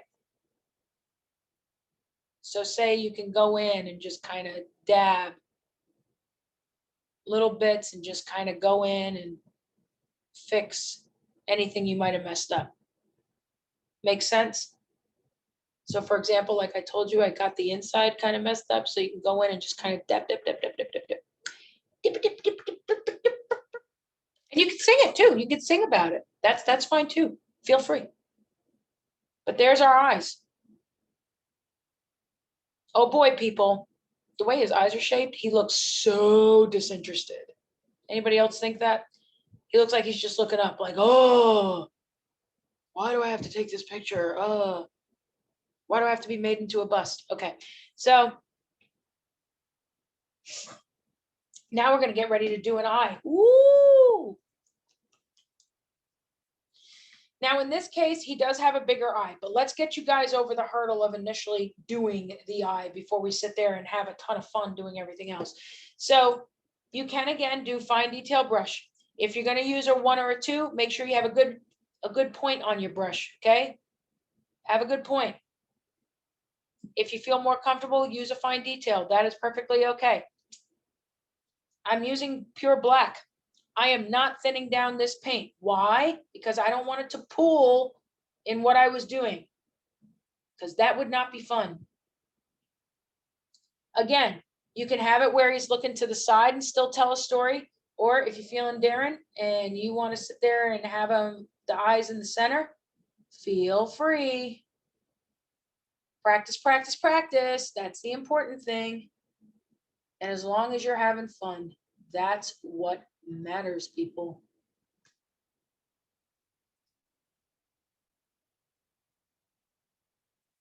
Because if you're not having fun, then what's the point?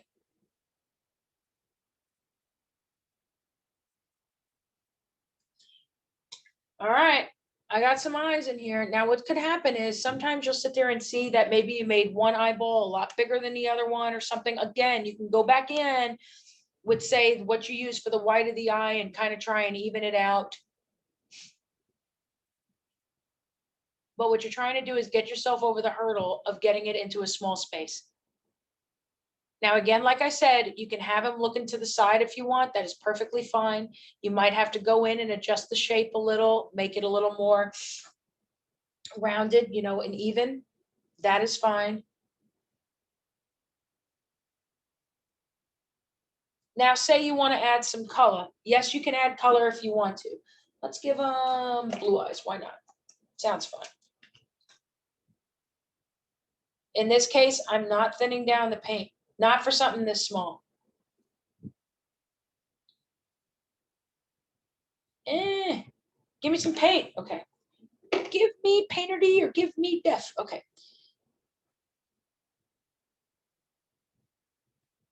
So let's say I'm going to go in with the color and I'm going to focus on the bottom part of the sphere and just kind of follow up. Like as if I'm doing, like if say I'm doing the eye and this is it, it's a sphere. When I paint the eye, I usually start it off as like a big black orb anyway. So I know what space I have to work with. And when I'm putting in the color, I'm just basically focusing on this part here because this part would catch the light. So I'm focusing on putting the blue like that. I'm just going to use a wash for eyes. I get the principles, but I know my limitations. You're like, I will only put up with so much.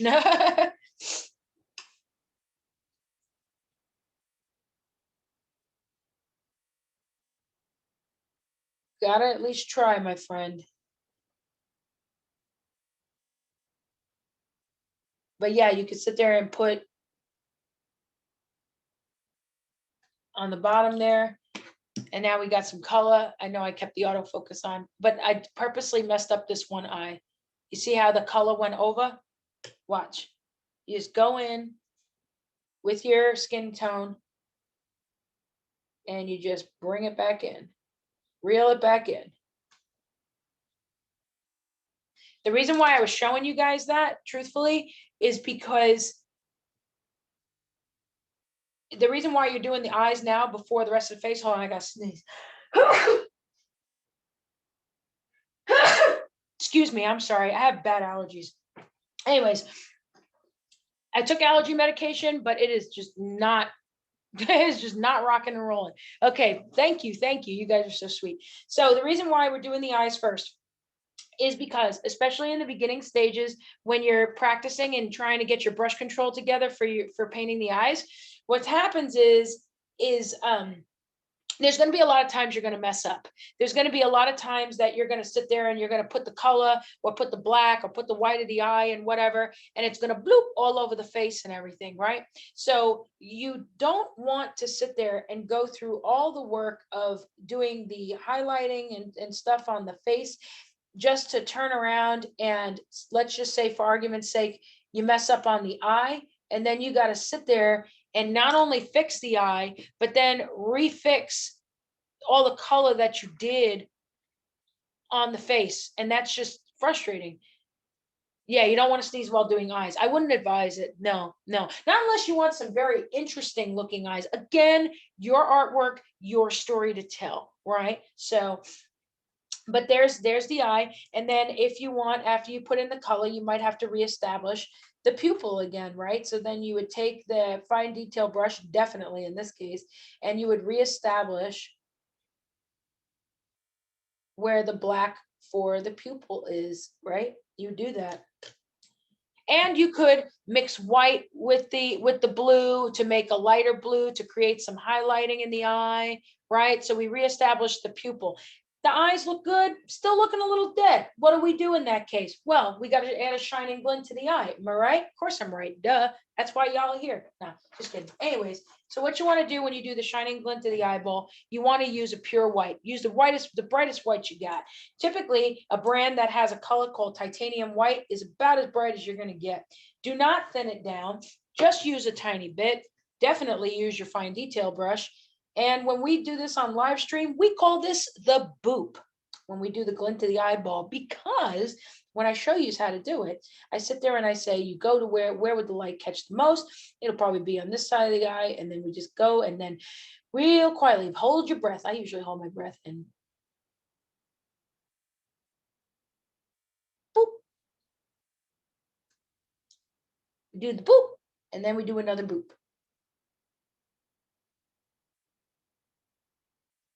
Boop. Now we got some boop.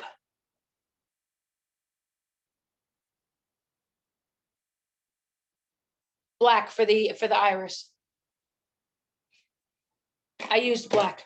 The walnut brown was used to create a wash to make the lining of the eye. Sorry, I'm trying to make it focus. I see that with the close-up of the camera that I still got to do a little more fixing on the bottom there because of the blue that I purposely made go over. Okay, cool. So far we did a base coat, we did a wash, and we put some eyes and we put some boop. It looks like a boop of white paint. Yes, you can boop on a 28 mil. Depending on the sculpt, not all the time though, in all fairness. Now, we're gonna get ready to do some highlighting. Woo, so exciting, oh my goodness. Which thank God, because we got 25 minutes left, but we do have enough time, so that's good. I managed to make good time on this. This is so great, I'm so excited. Okay. We're gonna talk about highlighting because it's fun. Okay, so when we painted the face, when we base coated it, those 3 coats that we talked about, yes? Yep, that's up to you. You don't have to do it on 28 mil. Like I said, there are some sculpts that allow you enough room to do that, and then there's some that just don't. So either way, I understand. So when we base coated the face, we covered 100% of the immediate surface that we were working with. When we did a wash, we covered 100% of the immediate surface that we were working with, and we let the wash go into the recesses. But overall, you saw me paint that whole surface, right? Now, the first highlight that we're going to do will be rosy skin, mid-tone, if you will. And when we do that, we're going to cover about 70 to 80% of the surface. The variation in percent is depending on how detailed it is. Okay. If a small eye sculpt, a Prismacolor pen works great for a pupil. Yes, you can use a Prismacolor pen or a micron pen. I have a micron pen too. Those are great for that. So this is where we're going to do rosy skin. And when I say we cover 70 to 80% of the surface, what I mean is when I do that highlighted color, I'm not going to do under the nose. Like obviously the nostrils aren't going to get a highlight. Obviously the bottom of the chin is not going to get a highlight. I'm not going to obviously go inside the eye sockets there and do a highlight. That would be senseless. But what I will put highlight on is the chin, the bridge of the nose, the forehead, the tops, the cheekbones, like that.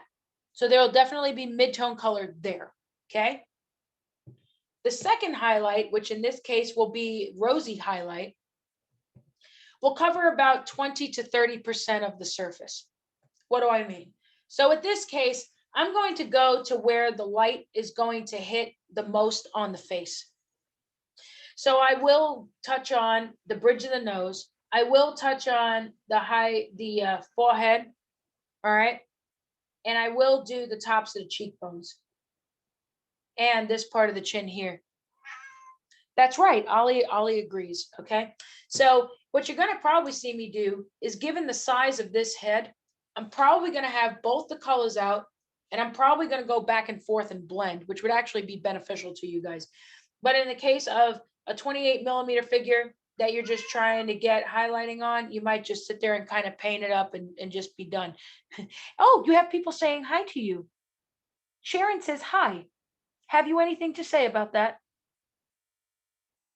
He's just giving me an eye. Thank you. Everyone seems to think I'm cheating when I use microns. No, just use, man, it's all about having a good time. And if that's the tool that you need to get your job done, ain't nothing trying to get all, you're fine. My Athena just said hi too. Oh, hi, Athena. So, but yeah, in this case, I'm probably going to go back and forth and blend given the size of this face, and that'll be beneficial to you. But yeah, so that's going to be the second highlight, is going to be rosy skin. Now, the final highlight, if you're doing tabletop, this is optional, to be completely honest. If you're just doing a highlight, a final highlight like this, okay? Yes, Ollie agrees with that too. And but if you're doing competition pieces, or if you're doing 54 millimeter or 75 mil or something like that, or 72 or whatever, just the larger figure, with the exception of scale models because of the way they're shaped and their size, then this is non-negotiable. Then you have to highlight up as much as you can. Now, if we're sitting here doing on a 28 millimeter figure, let's say, and if you decide you want to do a final highlight like this high up, then in these cases, you would touch on the tip of the nose. You would touch on the tip of the nose. You would touch on, say, if it has a Jay Leno chin, then you're going to give that chin some love. If they have really sharp cheekbones, then you're going to concentrate on the tops of the cheekbones and stuff like that. And that's basically what you would do. You would just be touching on it. You wouldn't be sitting there going a whole code or no crazy like that. All right. So it could be, and the reason why I did this is because when people ask about highlighting, they're like, well, how do I know how far in to go? So I kind of, to put numbers to it, this isn't like down to a science accurate. This is just to give you an idea, okay? So that you know that as you're highlighting, you're narrowing in more to where the light is hitting. Cool? Anybody have questions, comments, concerns, or thoughts on life before I start highlighting our friend, Mr. Jackson? Yay, nay, yes, no, maybe so. Now I do have, the wash will still be at my disposal in case I need to use it. The shadow color here is still at my disposal in case I need to use it, okay? Now we're gonna sit there and we're gonna get out the rosy skin, which I'm gonna put over here, and we're gonna put this for the highlight. Rosy skin is first highlight, second is rosy, is rosy. Yeah, rosy skin first highlight. Yeah, and then what color for the final highlight? In this case, you could take rosy skin. Sorry, if you're doing the highest highlight, you could take like rosy highlight, for example, and then mix it with an off white, like linen white or something like that. Is that graphic in the PDF? I don't have it printed out yet. No, it's not in the PDF. It's a separate diagram that I have aside that I was having so that I could explain to you. So rosy skin over here. Rosy highlight over here. Over here.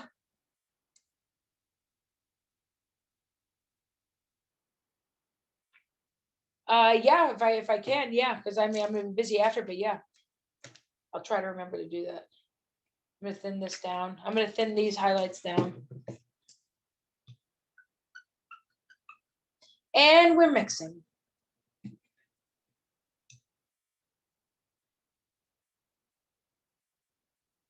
These highlights are glazes? No, they're just regular paint that's thinned down. It's 1 drop of paint to 1 drop of water I just did.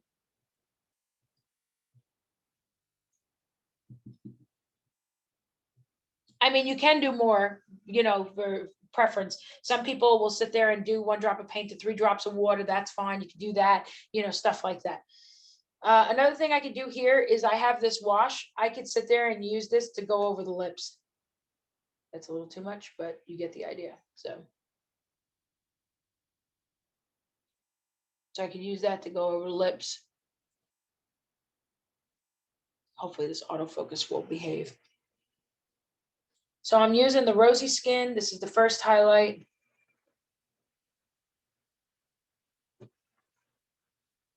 And what I'm going to do in this case with the blending sometimes is I'll go through and I'll block the color. And I'm like, I know I want rosy skin here. I know I want rosy skin on the bridge of the nose. And I'm going to go over.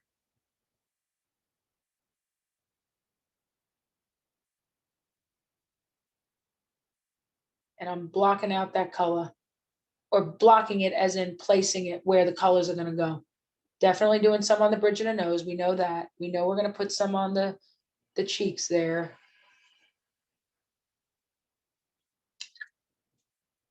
And then I'm going to go back and forth. Like here's the rosy shadow, and I'm going in and I'm putting right where the edge of the rosy skin is and just blending it together.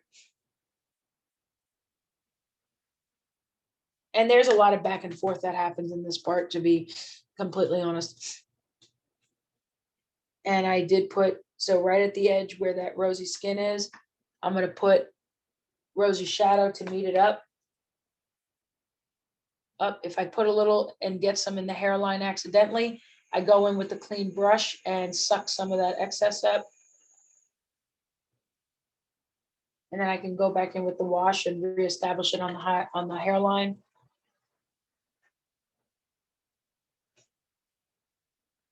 And don't worry, I'll put it up to the camera as I go along, just that, because I know that had to have been kind of helpful at least.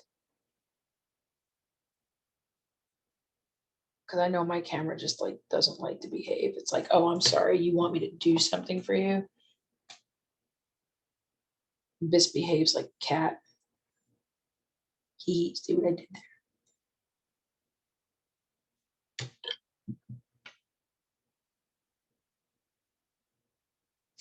And I even go back in with a clean brush, like it's just damp with just water. And then I use it to keep blending the edges out too. So that it doesn't look. So I'm blocking the color there. See that? My mini is bald to the hairline, except for the one that kept from go away. That's funny. Gotta love that cat fur.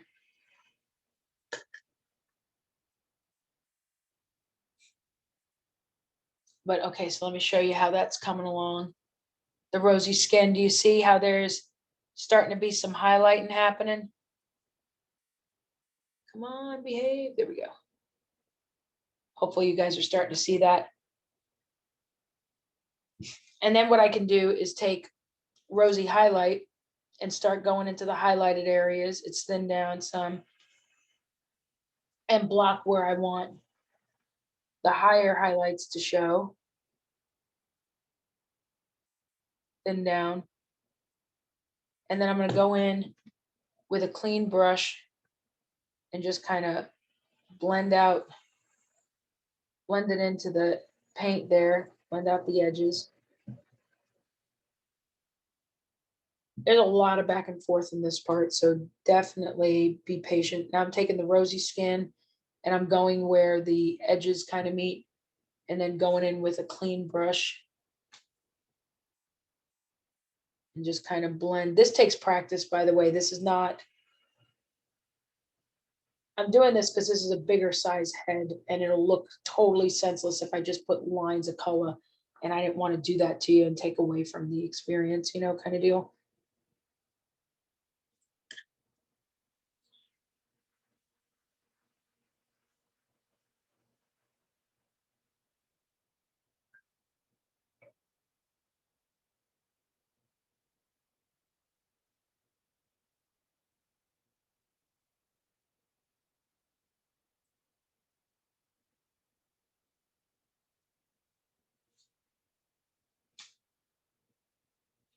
Putting some of that rosy shadow too, just to kind of, and there's going to be times where like the blend is going to look a little rough and then you have to go back in and, you know, stuff like that if you're doing a bigger face, and that's perfectly fine. I'm going to show you how that looks, so that you can compare the two sides. Maybe that'll be easier too. Hold on, I'm sorry. There we go. With the lighting, are you able to see how the face is starting to highlight up more? Ah, come on, camera. There we go.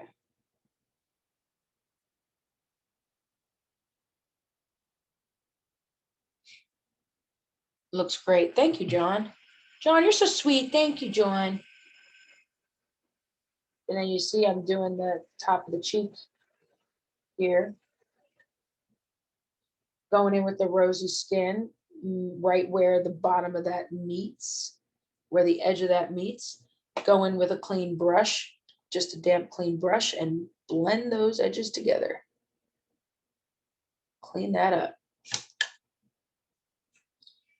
If I want to, you know, sit there and reestablish, you know, make sure that there's enough shading and stuff, you can also do things like take your wash and mix it with the shadow color to go back in if you need to, and be like, oh yeah, there's not enough shadowing here or something, and just kind of go in and do that. And like I said, you could do spot washing too, where you put like some of that shade. Can you see there the difference? Just like contouring makeup. Yeah, duh, because love our makeup. Exactamundo. And now if you guys have other questions, please feel free to put that in the Q&A part. If that's something if you have questions that you'd like to ask, since we still have a few minutes left while I'm sitting there and you guys are watching me do this highlighting and stuff, that's perfectly acceptable. Put a little highlighting on the bottom of the lip too is what I'll do. Going in with that rosy skin over that rosy highlight and just kind of go over the edges there. And then it's, gotta clean that up. Clean brush, just a damp clean brush. Just feathering basically and getting it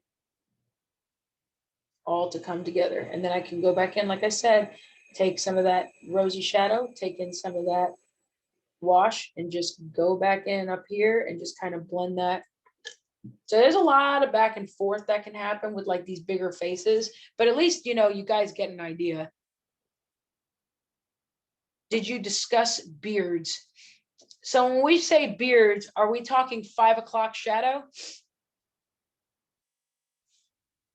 Because if you want to do a beard, you can do 5 o'clock shadow by doing a glaze color of whatever the hair color is for the beard. Usually you don't want to go like if say a guy has, I don't know, black hair or something like that, you're not going to want to go straight black. My suggestion is usually to go with a dark brown or something, or a dark gray, or, you know, like a dark gray even, or something like that.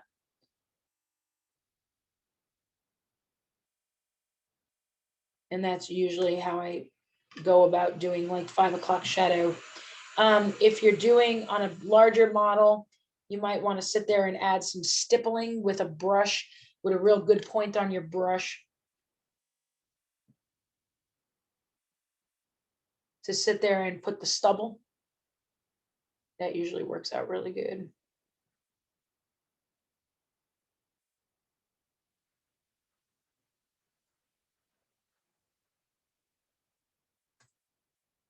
So what I'm doing is I'm putting in that highlight, but I'm also going back and fixing and making it more even and stuff like that.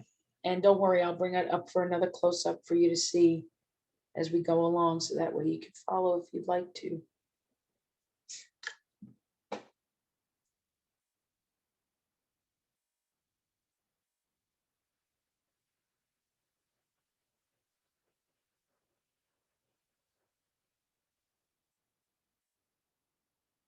I'm gonna bring it up for another close-up in just a moment for you.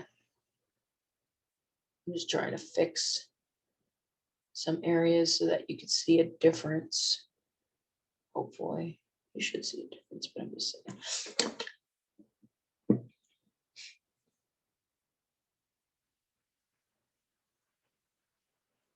Hopefully you see the difference.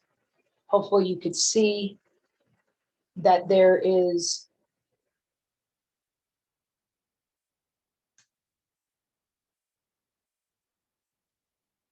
some highlighting, some shading in some areas, that you could see a contour, you could see a difference. If you can't, please say so, please ask. So that way, because that's what this is all about.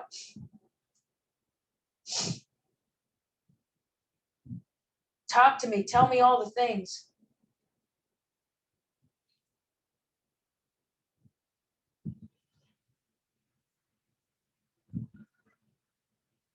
Another thing you could do, just something of note, you can reestablish the lining of the eyes if you have the brush control and you feel comfortable in doing so, okay? Just so that you know. So let's take a look at how that would be. So I'm gonna sit there and I'm gonna take some of this walnut brown.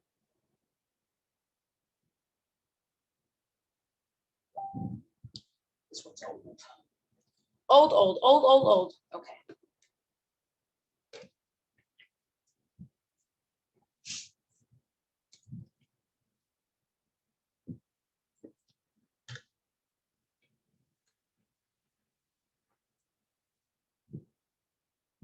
And then I'm gonna take a fine detail brush and I'm not thinning down this paint, only because I'm doing a tiny spot. I don't want it to pull into the eye, because then I'm gonna have to do it all over again, and that's not gonna make me have fun. That's okay if you had to start over, Henry. There's nothing wrong with that. But hours came out were so much better than mine. I did learn some really great techniques. Well, I'm glad. So I'm gonna quickly go in and I'm gonna try and reestablish the line. One thing of note, you want a really light touch on this, really light.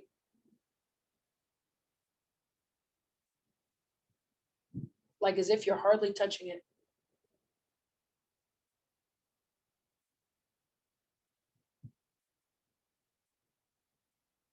Because I'm trying to be careful. I don't want to create extra work for myself.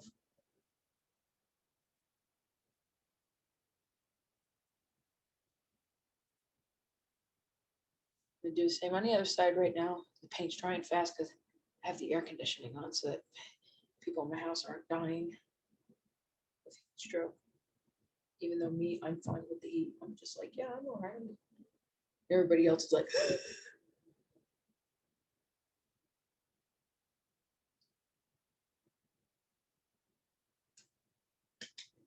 here we go. I have to go in with the skin on this part here. That part's a little thicker than I wanted. Okay, cool. Take a look. See how that helped a little bit? I can always get one eye good, but not the other. That's perfectly okay. Again, brush control takes practice. Don't definitely don't beat yourself up about it. Definitely don't do that. Not to say that you are, but I'm just saying, like, don't be discouraged. So I'm taking some of that cobalt scale, mixing it with the rosy shadow, and we're gonna give this give our boy here some lip. You're all sitting there telling him, don't give me any lip. Well, he's gonna give you some lip. It's happening.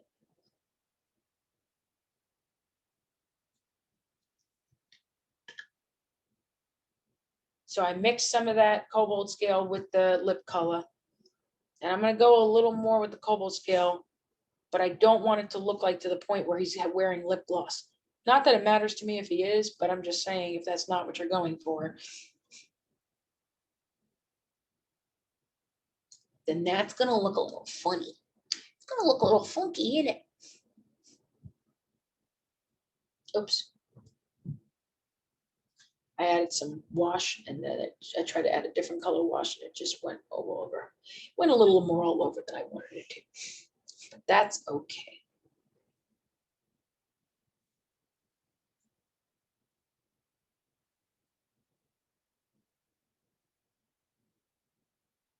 Some Games Workshop Agrax Earth Shade because it has some brown in it. So I figured I'd mix it in with the colors, see how that kind of looks. And never be afraid to experiment, friends. Always want to try different colors for different things and different applications. And because that's how the best stuff ends up happening. You see how it looks a little brown or more brown. And put it on the lip. Bottom lip.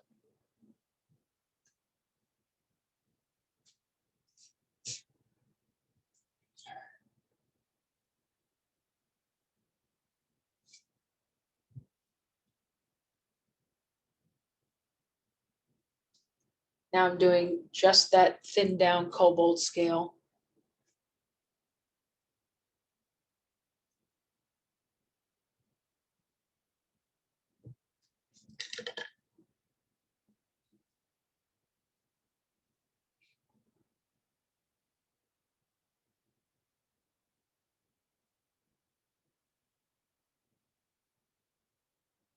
There's some lip color developing. Oh, on the side of the palette was just some of this brown wash. That's what I was doing. It's dropped and it broke the arm off. Oh no!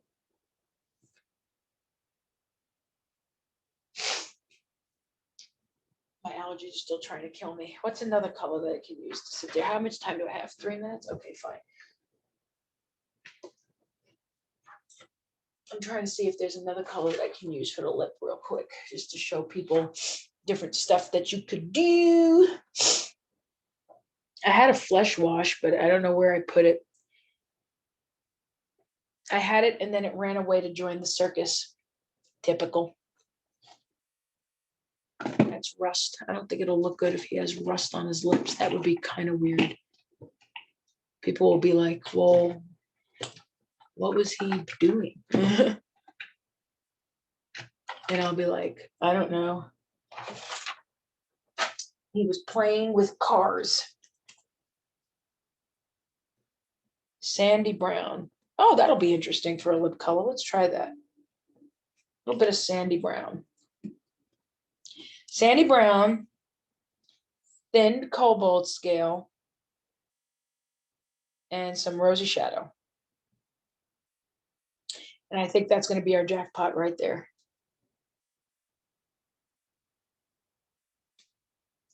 Oh, yeah. Add a little more of that.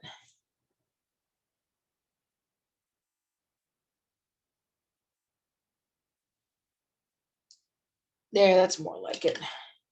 Because I don't want it to be too much darker. And then I'm going to go in with the Agrax Earth Shade, which is that brown wash I was telling you about. And then put it to show the lip line. Trying not to put too much because then it'll look like all blobbed in and crazy. There we go. That's perfect. That's exactly what I wanted to do.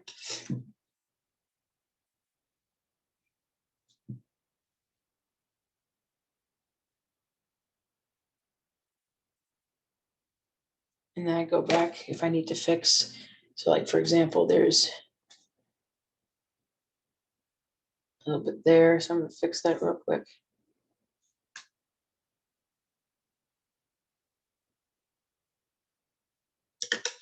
Yeah.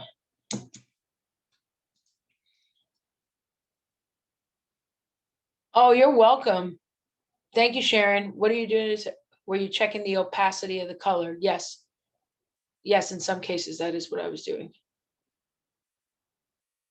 See that?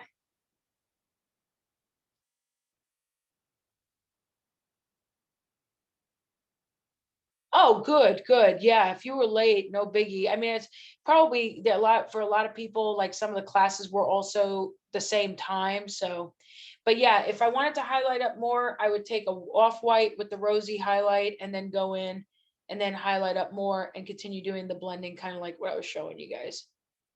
So I hope that helped. Yeah, no problem. 6 o'clock now, guys. Thank you so much for joining. Have a wonderful day. Yes, definitely catch me on Twitch. We'll see you tomorrow. We'll be on again doing fun and easy effects from 3 to 4:30.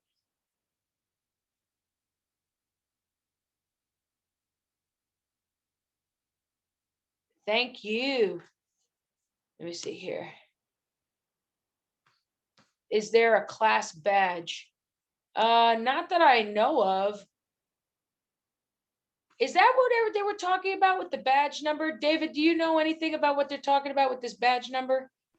They might mean the emotes, which were something the codes you could use in the Discord to get a custom emote. And I think I believe John was setting that stuff up to where like you wouldn't be able to use the emotes until you got a code from the classes. And then once you type the code in, it gives you access to use that emote. I never got any codes for anything. Yeah, I didn't know about it until literally I got into the Discord Oh, yesterday. So well, if there is one, can I type it in the room when I get it? You could, yeah, if there is one, you would have to check with John because I don't know much about that, but you could type Okay. it into your place on the Discord, definitely. So then I'll do that then as soon as I get it. Sorry, guys, I didn't know that there was supposed to be a code. I was wondering what everybody was talking about. So I thought you guys meant like what was the discount code again when I was giving you the discount code for Game Envy and stuff. But yeah, so guys, thank you so much for joining. Be sure to save that handout from class. And also feel free to post your faces that you did in the Discord. Thank you, Lance. Yeah, in the Discord, if you look in the room, there's one for Lynn Stahl, and then you could go ahead and post your faces. You can ask questions, all that stuff. What discount code? Oh, the discount code for GameEnvy.net for the holders. It's Metalhead Minis, all one word, and it's for GameEnvy.net. And it's the same discount code for Turbo Dork too. Is the handout in the Discord? Yes, it is. You'll allow me to save face. Well, that's good. I'm glad I can help.